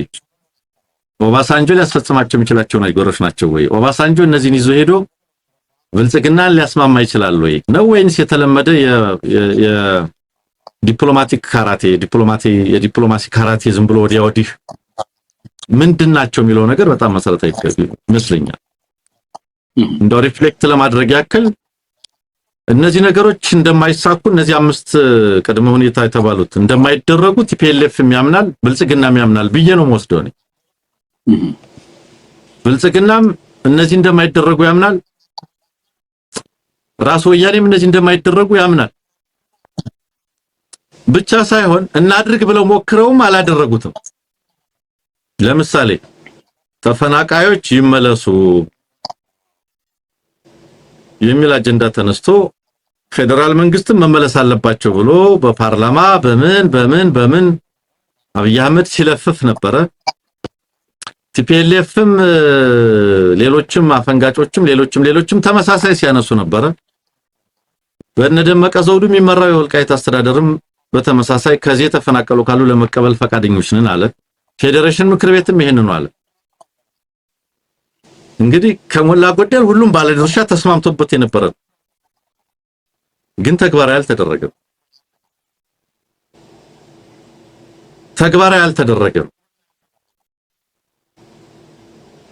የኢኮኖሚ አቀብና እገዳ ከፕሪቶሪያ በኋላ መቸለታ ያላከው ጽሁፍ ባይዘው ሲሪየስሊ በደንብ ማየት ነበረብን። የ4 ዓመት ስትራቴጂ ብሎ ብልጽግና የነደፈው ኮምፕሌክስ የሆነ በጣም የተወሳሰቡ ከመሳሪያ ውጊያ ባሻገር ያሉ ስልቶችን በተቀናጀ መንገድ መተግበር የሚል ነው የነበረው። አንደኛው የኢኮኖሚክ ዋርፌር ነው። አንደኛው በመሰረታዊነት ማዳከሚያ ማጥቂያ አድርጎ ያገዛዝ የተቀበለው ነው። እንግዲህ ከትግራይ ወርቅሽ ንግድና ሽግግር ቁፋሮ ጋር ምን ሲባል እንደከረመ ምናቀው ነው። ከምርት አቅርቦት ከበጀት አቅርቦት ከምን ጋር ስንት ሲባል እንደነበረ ምናቀው ነው። ወታደራዊ ከበባ እንግዲህ ከሁመራ እስከ አፋር ስንት እዝ እንደተደረደረ ምናቀው ነው። ይሄ ቅድመ ሁኔታ ለማለት ያክል ተባለ፣ ለዲፕሎማሲ ፍጆታ ተባለ ወይንስ በትክክል ብልጽግናም ስለሚያደርገው ስለሚመልሰው? እንግዲህ ድንኳን ሰብሮ ለመጣ እንግዳ የሚነገር ተሆነም አልሆነ ተሳካም አልተሳካ የተነገረ ነው ወይንስ በትክክል ይሄ ቢሆንልን እንደራደራለን ነው? ሊሆን አይችልም ነው የኔ መደምደሚያ። ይሄ ሊሳካ አይችልም። ለምሳሌ እንደ አማራ ወታደራዊ ትግል የሚያቆሙ መቼ ነው ብለህ ብትጠይቀኝ ትንግርቱ እንደ ግለሰብ እንዳንሙት ነው መልስልህ። ለምሳሌ እዚህ ጋር ከፌደራል መንግስት ጋር ውይይት ሊጀመር ከሆነ እነዚህ ሁኑ ነው ያሉት አይደል?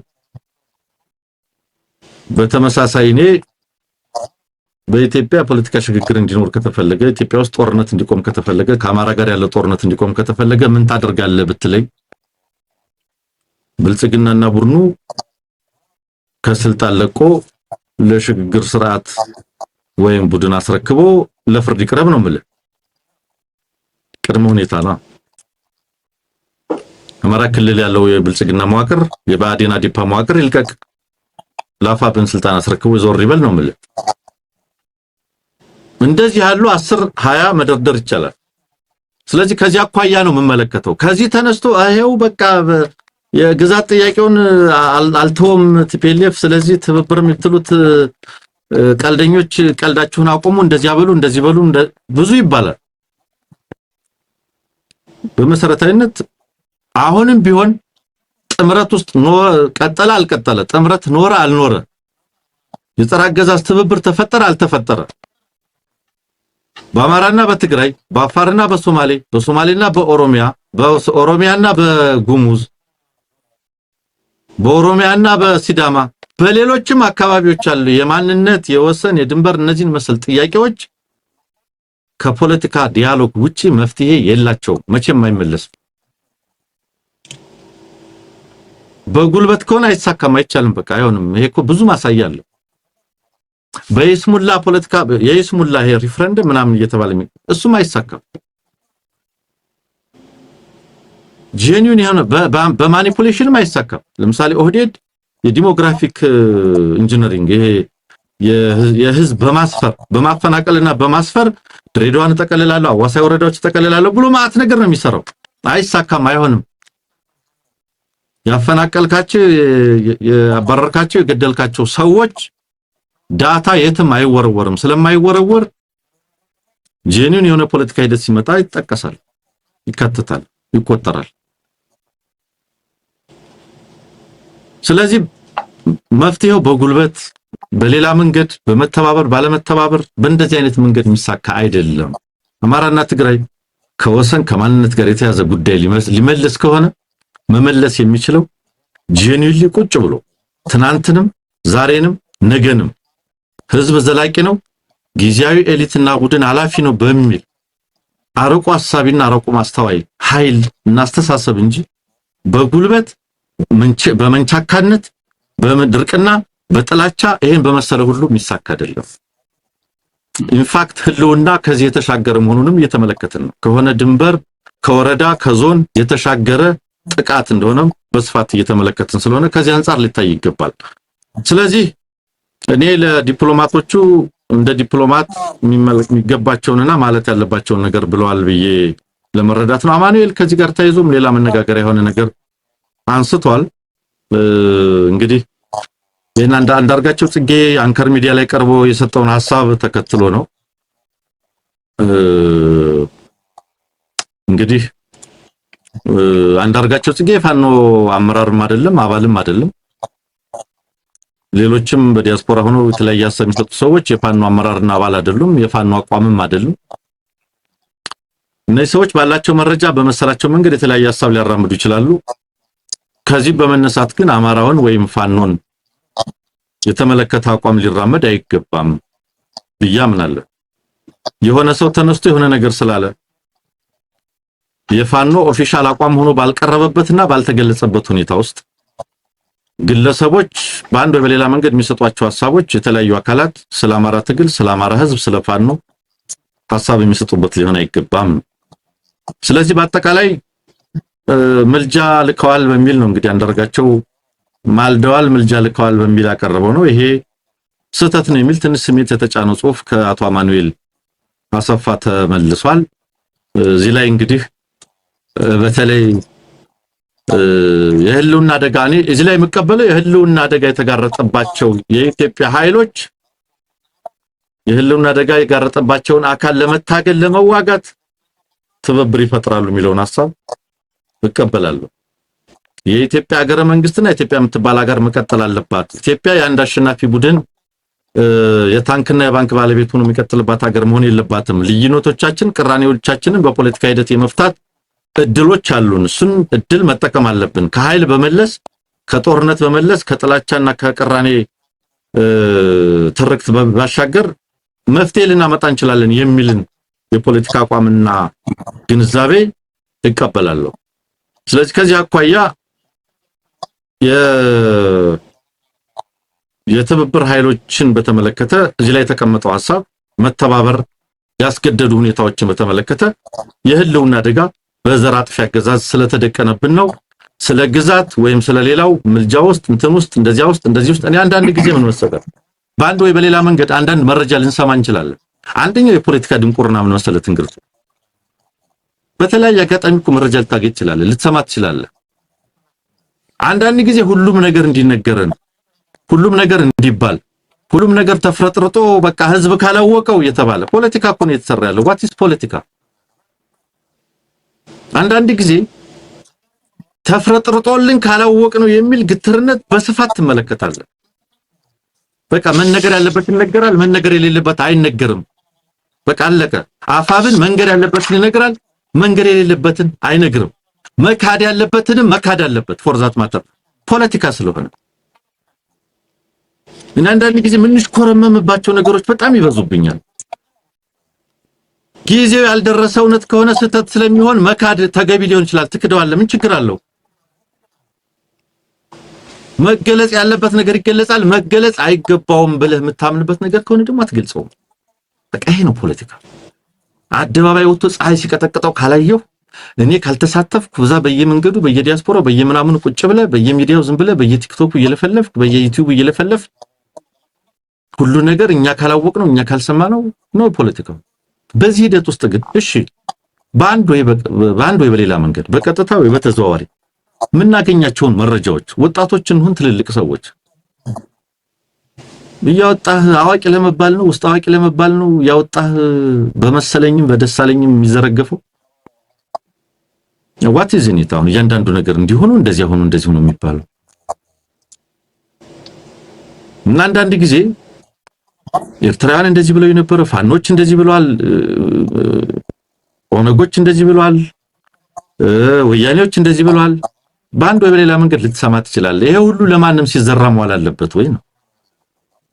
ትክክል የሚሆን ስህተት ማለት ነው። ሰው ከዚህ አኳያ ለእንደዚህ አይነት ተሰጣ ገባ በር የሚከፍቱ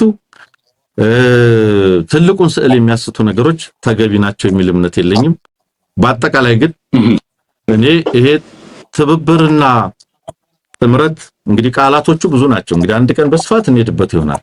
ትብብር፣ ጥምረት፣ አንድነት፣ ሌላም የሚባል አንድ ቀን በስፋት በዚህ ጉዳይ ላይ እንደምን ተስፋ አደርጋለሁ። ወደትም ይባላል። ኤኒዌይ አጋርነት እነማን ናቸው አጋር የሚሆኑት? በምን ምክንያት ነው አጋርነት? ትናንትና ዛሬና ነገ በጣም ብዙ ነገር እኔ ሙሉ ቀን መከራከር የምችልባቸው በጣም ብዙ ሐሳቦች ከዚህ አኳያ እንዳሉ አምናለሁ። ዞሮ ዞሮ ግን ይሄ ነገር ምንድነው? ይሄ ትውልድ አንድ ነገር መሻገር አለበት። ይሄ ትውልድ አንድ ነገር እንዲሻገር ግዴታ አለበት። ቅራኔን፣ ጥላቻን፣ ባላንጣነትን ይሄው 60 ዓመት ሚኒመም 60 ዓመት እኮ አልነው ተባለ ማደራጃ ያደረግነው ህዝብ መቀስቀሻ ተደረገ፣ ሞቢላይዚንግ ፋክተር ሆነ። አይበቃም ወይ? ቢያንስ ይሄኛው ጄኔሬሽን ቢያንስ በዚህኛው የኢትዮጵያ ፖለቲካ ምዕራፍ ነገሮችን በተለየ መንገድ እንመልከት። ማንም የተለየ አትራፊ ሊሆን እንደማይችል አይተናል። አንድ አሸናፊ ቡድን የሚመራት ሀገር የትም እንደማትደርስ ዘልቆ የማይዘልቅ እልህ እንደሆነ በመረዳት እንነጋገር፣ እንግባባ የሚለው ነገር በጣም ገዢ ስለሆነ ነውና ከዚህ አኳያ ለትርጉም፣ ለትንታኔ፣ ለማመስጠር፣ ለምናምን የሚዳርጉ ነገሮች ተገቢ ናቸው ብዬ አላስብም። በጠቅላላው ለማለት ነው እንደማለት እሺ እኔም ትንሽ ሐሳብ ላክልበት። አንሙት የአንዳርጋቸውን ንግግር ተከትሎ ነው ተከትሎ ነው አማኑኤል ምላሽ የሰጠው። ከአማራው አንጻር ያለው አንድምታ ምንድነው የሚለውን ነው እኔ ማነሳው። ሶስት ኃይሎች በዚህ ጥምረት ውስጥ ኤክሰፕት የአፋርና የጉሙዝ ወይንም ሌሎች ኃይሎች በተለይ የአማራው የትግራይና የኦሮሞ ኃይሎች ኦላ፣ ፋኖ እና ሌላው የህወሓት ሌሎቹ ኃይሎች ከዚህ በፊት በነበራቸው መስተጋብር እና በፊት ከነበራቸው ፖለቲካዊና ማህበራዊ ተሳትፎ አንጻር የተለያየ አይነት የራሳቸው ተጋላጭነት አለባቸው፣ vulnerabilities አለባቸው። ትልቁ vulnerabilityያቸው ኢንተርናል ኮሄዥናቸውን የውስጥ አንድነታቸውን በመጠበቅ ረገድ የሚያጋጥማቸው ተጋላጭነት ነው። ትብብሩ ላይ ትልቅ እንቅፋት የሚሆነው እያንዳንዱ ከዚህ በፊት ከነበረው ፖለቲካዊ ቁመናና ተሳትፎ አንጻር በትብብር ሂደት ውስጥ ሆኖ እያለ የሚሰጣቸውና የሚያቀርባቸው ትንተናዎች በአንድ በኩል ለራሳቸው ለድርጅቶቹ የውስጥ ተናጥላይ የውስጥ አንድነት፣ በሌላ በኩል ደግሞ ለጋራ ትብብሩና ለትብብሩ መድረክ የሚኖራቸው ፖለቲካዊ አንድምታ ምንድነው የሚለውን ነገር በደንብ ማጤን የሚያስፈልግበት ጊዜ ነው። አሁን ፋኖ ወጥቶ መግለጫ ሲሰጥ ወይንም ንግግር ሲያደርግ በፊት ሲሰራበት የነበረው አልቲሜትሊ ትኩረቱ የራሱን የውስጥ አንድነት ብቻ ታሳቢ አድርጎ ለአማራው ኮንስቲቱዌንሲ ነው ሲናገር የነበረው። አሁን የአማራውን ትግል ከኮንስቲቱዌንሲ በዘለለ በመላ ኢትዮጵያውያን ዘንድ አፒሊንግ እንዲሆን የማድረግ እንቅስቃሴው ስለሚገባ ከሌሎች ጋር በሚያደርገው ትብብር የእያንዳንዱን በዚህ ትብብር አውድ ውስጥ ያሉ ኃይሎችንም ፍላጎት የራሱንም የውስጥ አንድነት ባላንስ ማድረግ የሚገባበት ምዕራፍ ላይ እንደደረስን ማወቅ ያስፈልጋል። መንግስት ሲኮን ደግሞ በምትፈልጋቸውና ካንተ ጋር በትብብር መስኩት ከተሰለፉ ኃይሎች ብቻ ሳይሆን ከሚቃወሙ ኃይሎች ጋርም የሚኖረው መስተጋብር በዛው ልክ የምትሰራበት ስፌር ኦፍ ኢንፍሉዌንስ እና የፖለቲካ እንቅስቃሴ ከአንድ በፊት ከሚከረከርበት ምህዳር ሰፋ ባለ ሌላ ምህዳር ላይም የሚሽከረከር መሆኑን ማምሰብ ነው። ህወሓት መግለጫ ሲሰጥ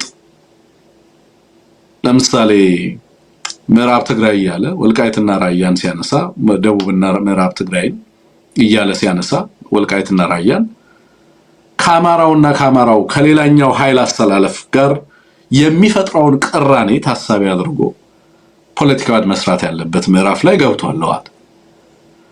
ህወሓት የአማራ የጥፋት ኃይሎች እያለ መግለጫ ከዚህ በፊት ሲሰጥ የነበረ ከሆነ እንደዛ አይነት ልምምድ ካለው ያንን አይነት መግለጫ እየሰጠ የሚቀጥልበት ምህዳር አይደለም አሁን ያለው።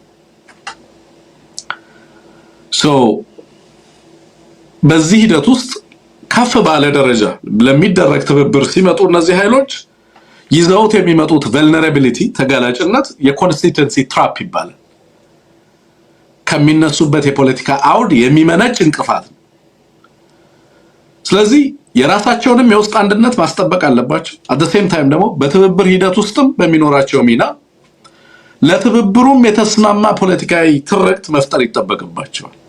ናው እስከ ቅርብ ጊዜ ድረስ የሚታየው vulnerability ለምሳሌ አሁን አማኑኤልን ዛሬኛ ዲስከስ እንድናደርግ የሚጠበቅብን የተናገረው አንዳርጋቸውን የሱና አንዳርጋቸው ንግግር ነው። በዚህ ምላሽ ውስጥና ወይንም ንግግሮች ውስጥ የሁለት ግለሰቦች ምላሽ ነው የሚሆነው። አማራን በቀጥታ የሚመለከት ምንም ጉዳይ የለውም ብሎ ማለፍ ይቻላል። የአማኑኤልን ንግግር ግን የአማራን ትግል አንድነት ማጥቂያ አድርጎ የሚመጣ ፍላጎት ግን አለ። ስለዚህ እኛ ዝም ብለን አይተን ማለፍ እንችላለን። በአማኑኤልና በአንዳርጋቸው መካከል የተደረገ ኤክስቼንጅ ነው ብለን ግን አንዳርጋቸውም ሆነ አማኑኤል ሲናገሩ ንግግሮቻቸው የተሰለፉበት የፖለቲካን አውድ ኢሚዲየት ግራቲፊኬሽን ኢሚዲየት ኒድ እና የፖለቲካ ፍላጎት ከማሟላት በዘለለ በዘላቂ ጥምረትና ትብብር ፍላጎቶች ላይ የሚያመጣውን ፖለቲካዊ ተጽዕኖ አይገመግሙትም።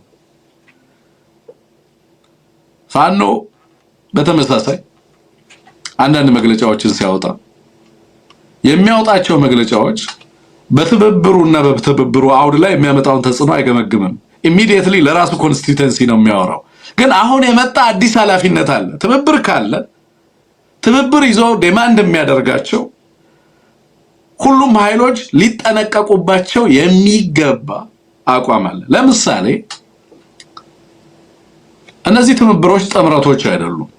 ይሄ ትብብር ለኔ ምን ብየዋለሁ? ሚኒመም ዊኒንግ ኮአሊሽን አብይ አህመድን የማስወገድ። በዚህ ሂደት ውስጥ ግን ፖለቲካሊ ልናጠራቸው የሚገቡ ጉዳዮች እንዳሉ እናምናለን ሊሉ ይችላሉ የትብብር ኃይሎች። አንድ መታወቅ ያለበት እነዚህ የሚጣመሩ ወይንም የሚተባበሩ ኃይሎች በጸረ አገዛዝ ትግል ሁሉም ከህልውና አደጋ በመነጨ ምክንያት አብይ አህመድና ጸረ አብይ አህመድ አሰላለፍ ላይ ሲመጡ ብዙ የተራመዷቸው ብዙ የመጡባቸው ስቴፖች አሉ። ለምሳሌ የእርስ በርስ ውጊያን ማስቀረታቸው ትልቅ ፖለቲካል ጌን ነው። ሰው እሱን አይመለከተውም፣ እንደ ትርፍም አይመለከተውም። እርስ በርስ ውጊያ እንዳያደርጉ የሚያስችል ፖለቲካዊ አውድ ውስጥ መግባት ትልቅ ፖለቲካዊ ድል ነው። ቢያንስ እነዚህ ኃይሎች እርስ በርስ እንዳይዋጉና ምናልባትም ጸረ አገዛዝ ትግል በማድረግ ረገድ የጋራ መግባባት ላይ እንዲደርሱ ኤንድ ሌሎች በሌላኛው የህልውና አደጋ ላይ የጋራ ተመሳሳይ ግንዛቤ ላይ መድረስ። ለምሳሌ አብይ አህመድ አማራ ላይ ህልውና አደጋ ደቅኗል ብለው የትግራይ ልሂቃን መቀበላቸው፣ የትግራይ ልሂቃን አማራ ልሂቃን የትግራይ ህዝብ ላይ የአብይ አህመድ አስተዳደር እና የአብይ አህመድ አገዛዝ የህልውና አደጋ ደቅኗል። ኦላ ኦፕሬት በሚያደርግባቸው አካባቢ በሚገኘው ማህበረሰብ ላይ በተመሳሳይ ይሄ አገዛዝ የደቀነውን አደጋ በዛው ልክ መገንዘብ። እነዚህ ትልቅ ፖለቲካዊ ዴቨሎፕመንት ናቸው፣ ትልቅ ፖለቲካዊ እድገቶች ናቸው በራሳቸው ብዬ ነው ማምነው። አንሙት ግን በእነዚህ ሂደቶች ውስጥ ሁሉም የየራሳቸውንና የመጡበትን ማህበረሰብ በተለይ ኮንስቲትዩንሲ ለማስደሰት ቢናገሯቸው ለማስደሰት ብቻ አይደለም፣ በተጨባጭም የሚያምኑባቸውን ፖለቲካዊ ግቦች በተመለከተ የሚያደርጓቸው ንግግሮችና ፖለቲካዊ እንቅስቃሴዎች በሌላው የጥምረቱ ወይንም የትብብሩ አካል ላይ የሚያደርሱትን ጉዳት ከማስላት አንፃር በተለይ ሚዲያ ላይና በሚዲያ በሚነገሩ ጉዳዮች ላይ የትኞቹ ላይ ጥንቃቄ መደረግ አለበት፣ በማን ላይ ምን ተጽዕኖ ይዞ ይመጣል የሚለውን ነገር በደንብ መገንዘብ ነው። ለምሳሌ ክሊርሊ ማወቅ ያለብን ነገር ሁሉም ኃይሎች ትብብር ማድረግ ሲፈልጉ ለትብብር ሲመጡ በትብብር መስክ ውስጥ እንዲመጡ ያደረጋቸው ነገር አንሙት የህልውና ስጋት ነው። በኢትዮጵያ በህዝቦቻቸው ላይ በትግራይም በአማራም በኦሮሞም በሌላውም ህዝብ ላይ ተደቅኗል ከሚሉት የህልውና አደጋ ነው እንጂ ይዘነዋል የሚሉትን የፖለቲካዊ ጥያቄዎቻቸውን ሙሉ ለሙሉ አባንደን አድርገውት አይደለም። ለምሳሌ አብይ አህመድ ምን አለ? ፋኖ የትግራይን ኃይሎች ወልቃይትን ውሰዱ ብሏቸዋል አለ አብይ አህመድ። and while we all know ግን ፋኖች ላይ ፋኖ ኦን የሚያደርገው ጉዳይና አጀንዳ እንዳልሆነ ያወቀን አብይ ከአማራ ጋር ያላትምልኛል ፋኖን ብሎ ስላሰበ ለአማራ ህዝብ መጣና ወልቃይትን እኮ ወሰዱ ብሏል ማን ፋኖ ብሎ ለትግራይ እና ለአማራ ህዝብ ተናገረ ወይንም ደግሞ አማ በተመሳሳይ አንዳርጋቸው መጣና ደግሞ የትግራይ ልሂቃን ከዚህ በፊት ያነሷቸው የነበሩ ጥያቄዎችን አባንደን አድርገዋል አሁን ላይ ጠይቁ ተስማምተዋል የሚል ነገር ተናገረ። አሁን አንዳርጋቸውና አብይ በተመሳሳይ ዓላማ የሚሰሩ ናቸው የሚል የሞኝ ትንተና ማቅረብ አልፈልግም። አንዳርጋቸው ጽምዶን ወይንም ትብብሩን ዲፌንድ በማድረግ በበርካታ መድረኮች ላይ ከሌሎች የፖለቲካ ልሂቃን በተሻለ መንገድ ዲፌንድ ሲያደርግ ተመልክቻለሁ። የብልጽግናን ተልኮ ተቀብሎ ነው የሚሰራው የሚል አይነት ዝም ብሎ ቤዝለስ የሆነ አኩዜሽን ማቅረብ አልችልም።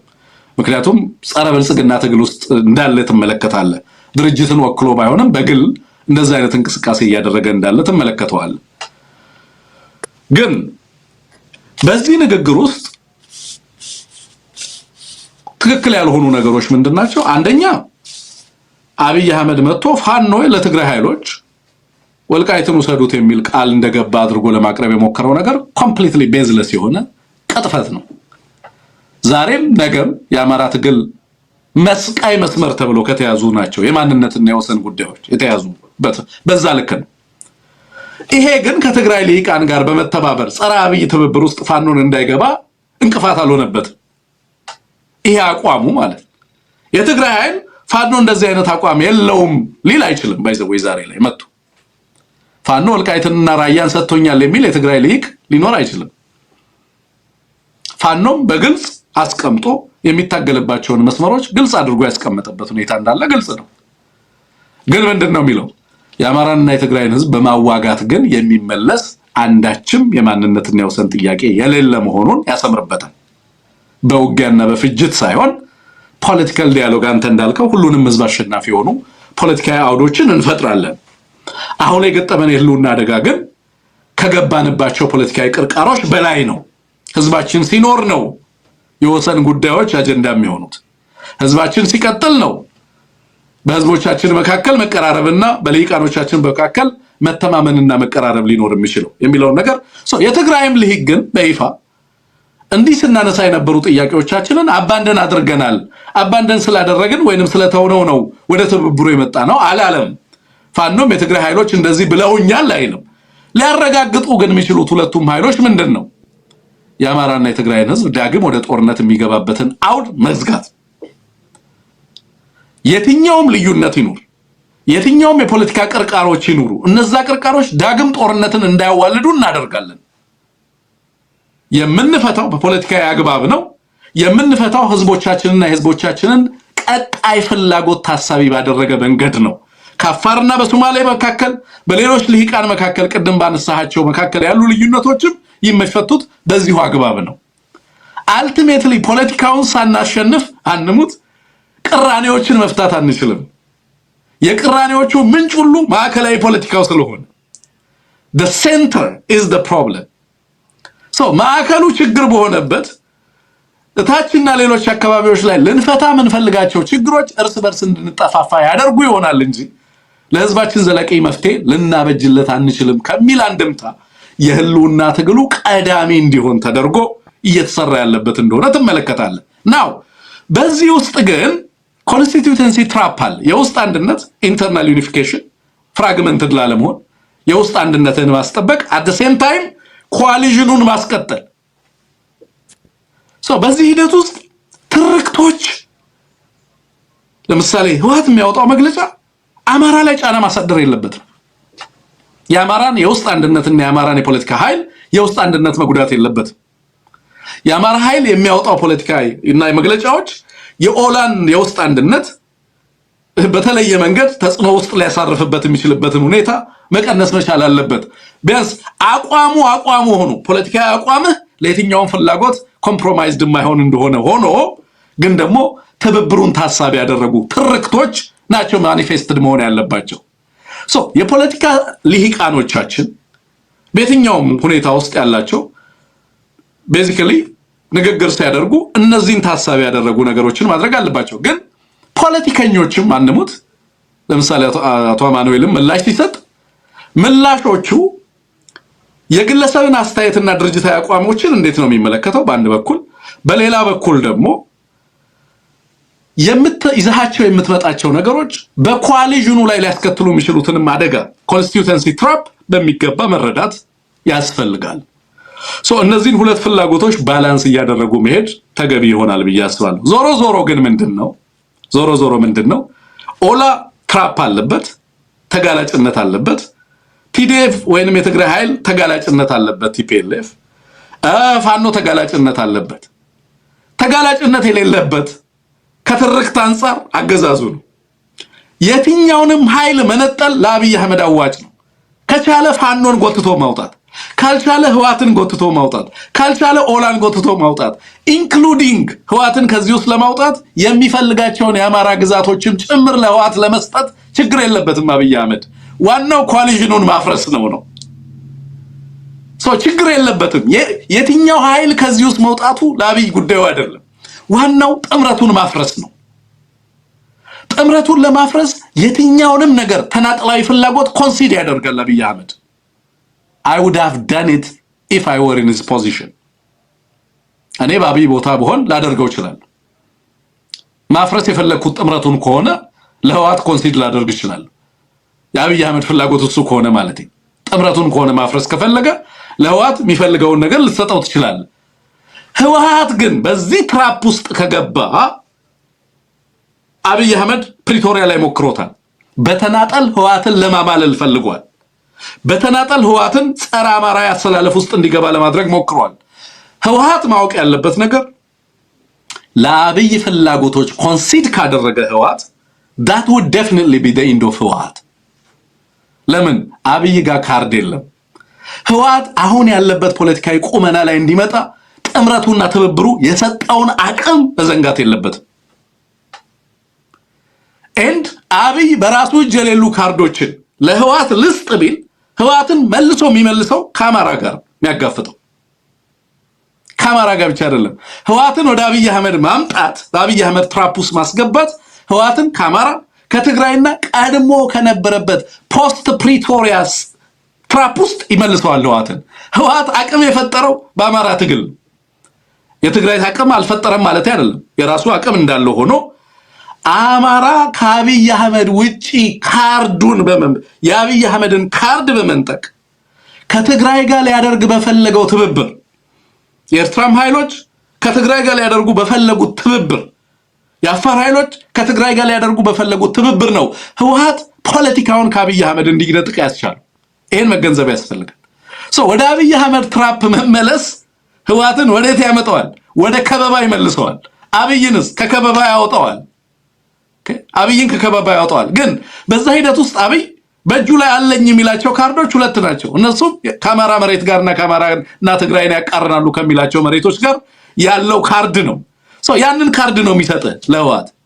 ህወሓት ያንን ካርድ ከሚፈልግ ከአብይ አህመድ ያንን ካርድ ለመቀበል ከሚጎመጅ ይልቅ አብይ አህመድን ለማሸነፍ ለምን ለላርጀር ኬክ አይሄድም ነው።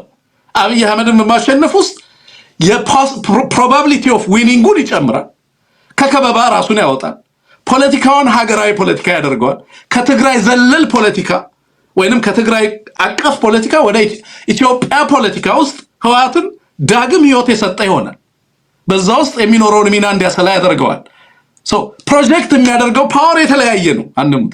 ስለዚህ በኦባሳንጆ ትራፕ ውስጥ ህወሓት ገባ ማለት የራሱ የፖለቲካ ምርጫ ነው። አማራን ያሰጋዋል ያሰጋው።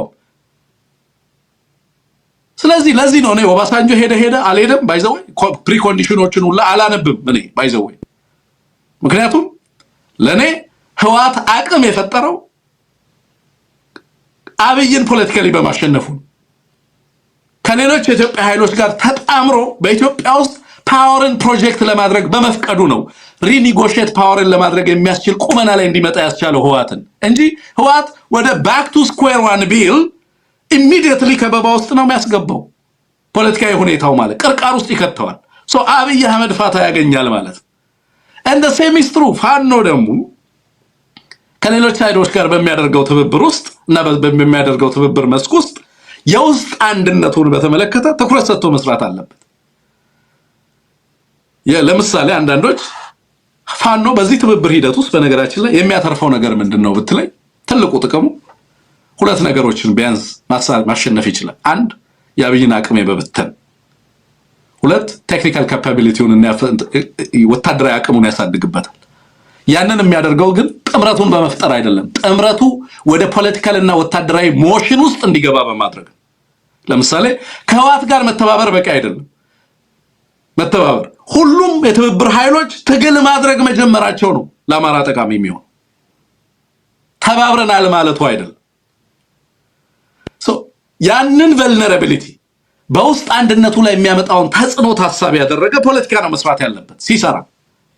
ህወሓት ማለት ፋኖ የውስጥ አንድነቱን ታሳቢ ያደረገ at the same time ጥምረቱና ትብብሩ ወደ ተግባር ተኮር ወታደራዊ አቅምነት መቀየር መቻሉን ማረጋገጥ መቻል አለበት። ሌላው መርሳት የሌለብን ለምሳሌ የቲፒኤልኤፍ ቨልነራቢሊቲ ከኮንስቲትዩንሲ ብቻ የሚመነጭ አይደለም። የቲፒኤልኤፍ ተጋላጭነት የሚመነጨው የትግራይ ፖለቲካ somehow ኢንተርናሽናላይዝ መሆኑ ነው። ከፍተኛ የሆነ ነን ኢትዮጵያን አክተርስ ኢንፍሉዌንስ ያደርጉታል። በዚህ ምክንያት ሁሉ አቅም ኖሮት ህወሓት ግን ደግሞ ስቲል ኦባሳንጆን እንዲቀበል ሊገደድ ይችላል። ህወሓት የዛ መገደዱ ሚስጥር መሬት ላይ ያለው ወታደራዊ አቅምና የትንተና መዛባት አይደለም። ያንን ኦባሳንጆ እንዲቀበል የሚያደርገው ምናልባትም ተጽዕኖ ነው፣ ምዕራባዊ ተጽዕኖ ነው። እንዴት ነው ፋኖ ይሄንን ማኒውቨር የሚያደርገው? ህወሓት ይዞት የመጣው ቨልነራቢሊቲ ከውጪ የሚመጣበት ተጽዕኖ ህወሓትን ወደ ቆረጠ ትግል እንዳይገባ ሊያዘገየው ይችላል። በዛ ዲሌይ መካከል ፋኖ የውስጥ አንድነቱ ቢፈተንበትን ሁኔታ እንዴት ነው ኦፍሴት የሚያደርገው? እንዴት ነው ያንን መሻገር የሚችለው? these are እነዚህን ፖለቲካዊ ትንተናዎች በደንብ ማሳለጥ ያስፈልጋል። እነዚህን ሁኔታዎች በሚገባ መተንተን ያስፈልጋል ማለት ነው። ትልቁ ነገር ግን ሁሉም ኃይሎች ማወቅ ያለባቸው ትልቅ ነገር ምንድነው? በትብብር ሂደት ውስጥ ከመጡ በኋላ እያንዳንዳቸው ስለሌላኛው ኮንስቲትዩንሲ መጨነቅ አለባቸው።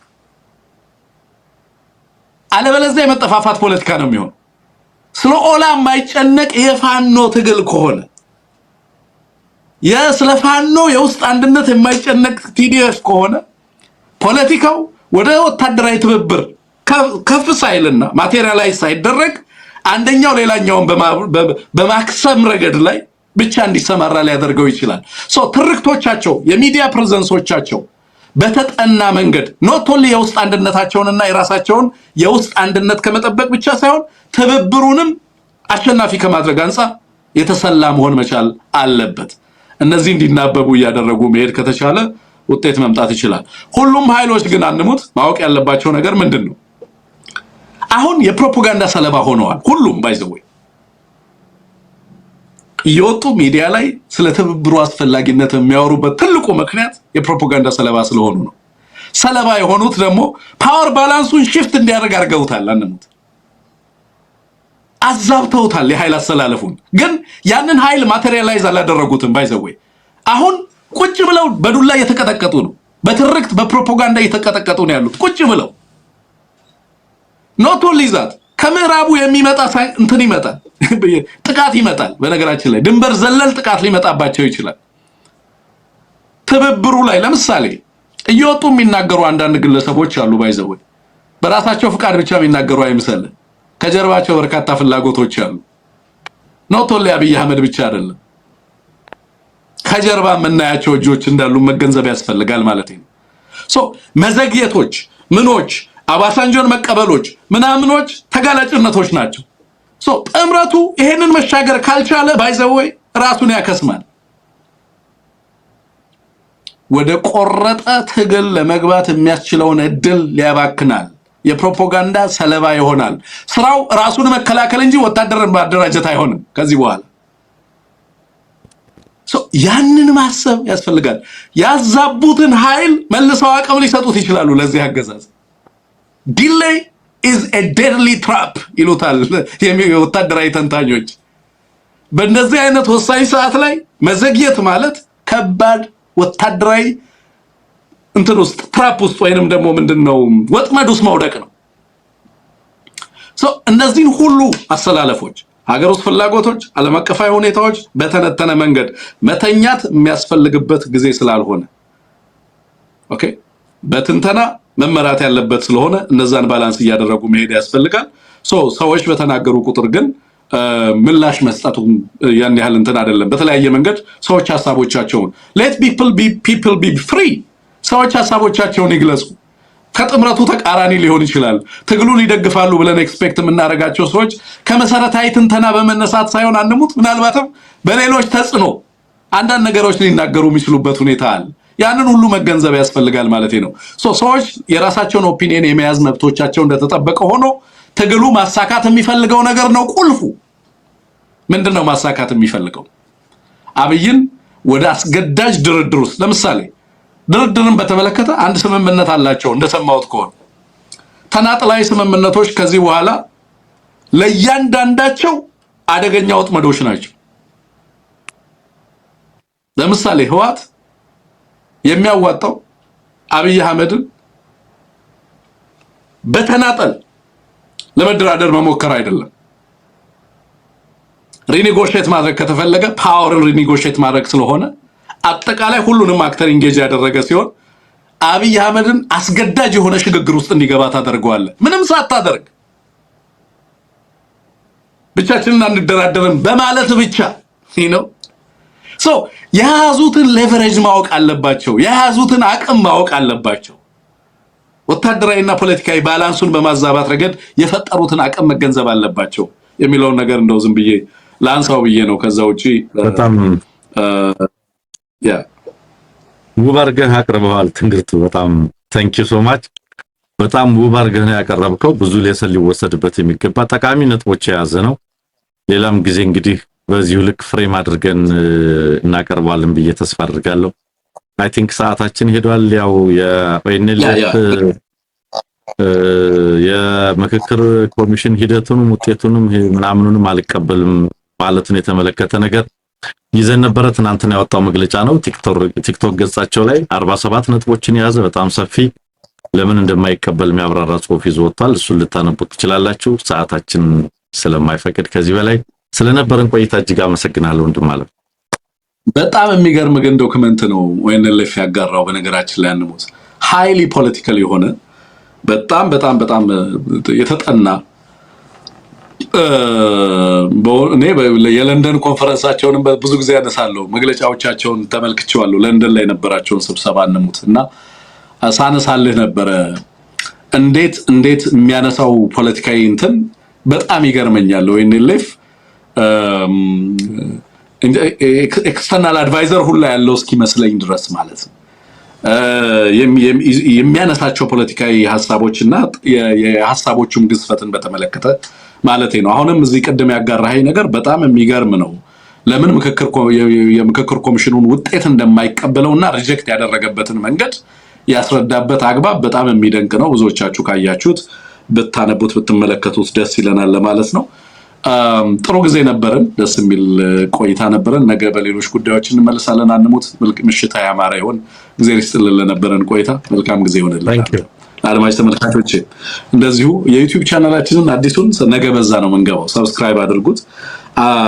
ሆርንካስት ዋው 1K ገብቷል። ደስ ይላል። ከአንድ ሺህ በላይ ሆኗል። ስለዚህ ነገ መግባት እንችላለን። ሆርንካስት ነው የሚለው በዛ አሁን ምንም ፖስት አላረግንበትም። ነገ ነው ፖስት የምናደርገው። ከነገ ጀምሮ በቀጥታ ላይቭ የምንገባው እዛ ነው።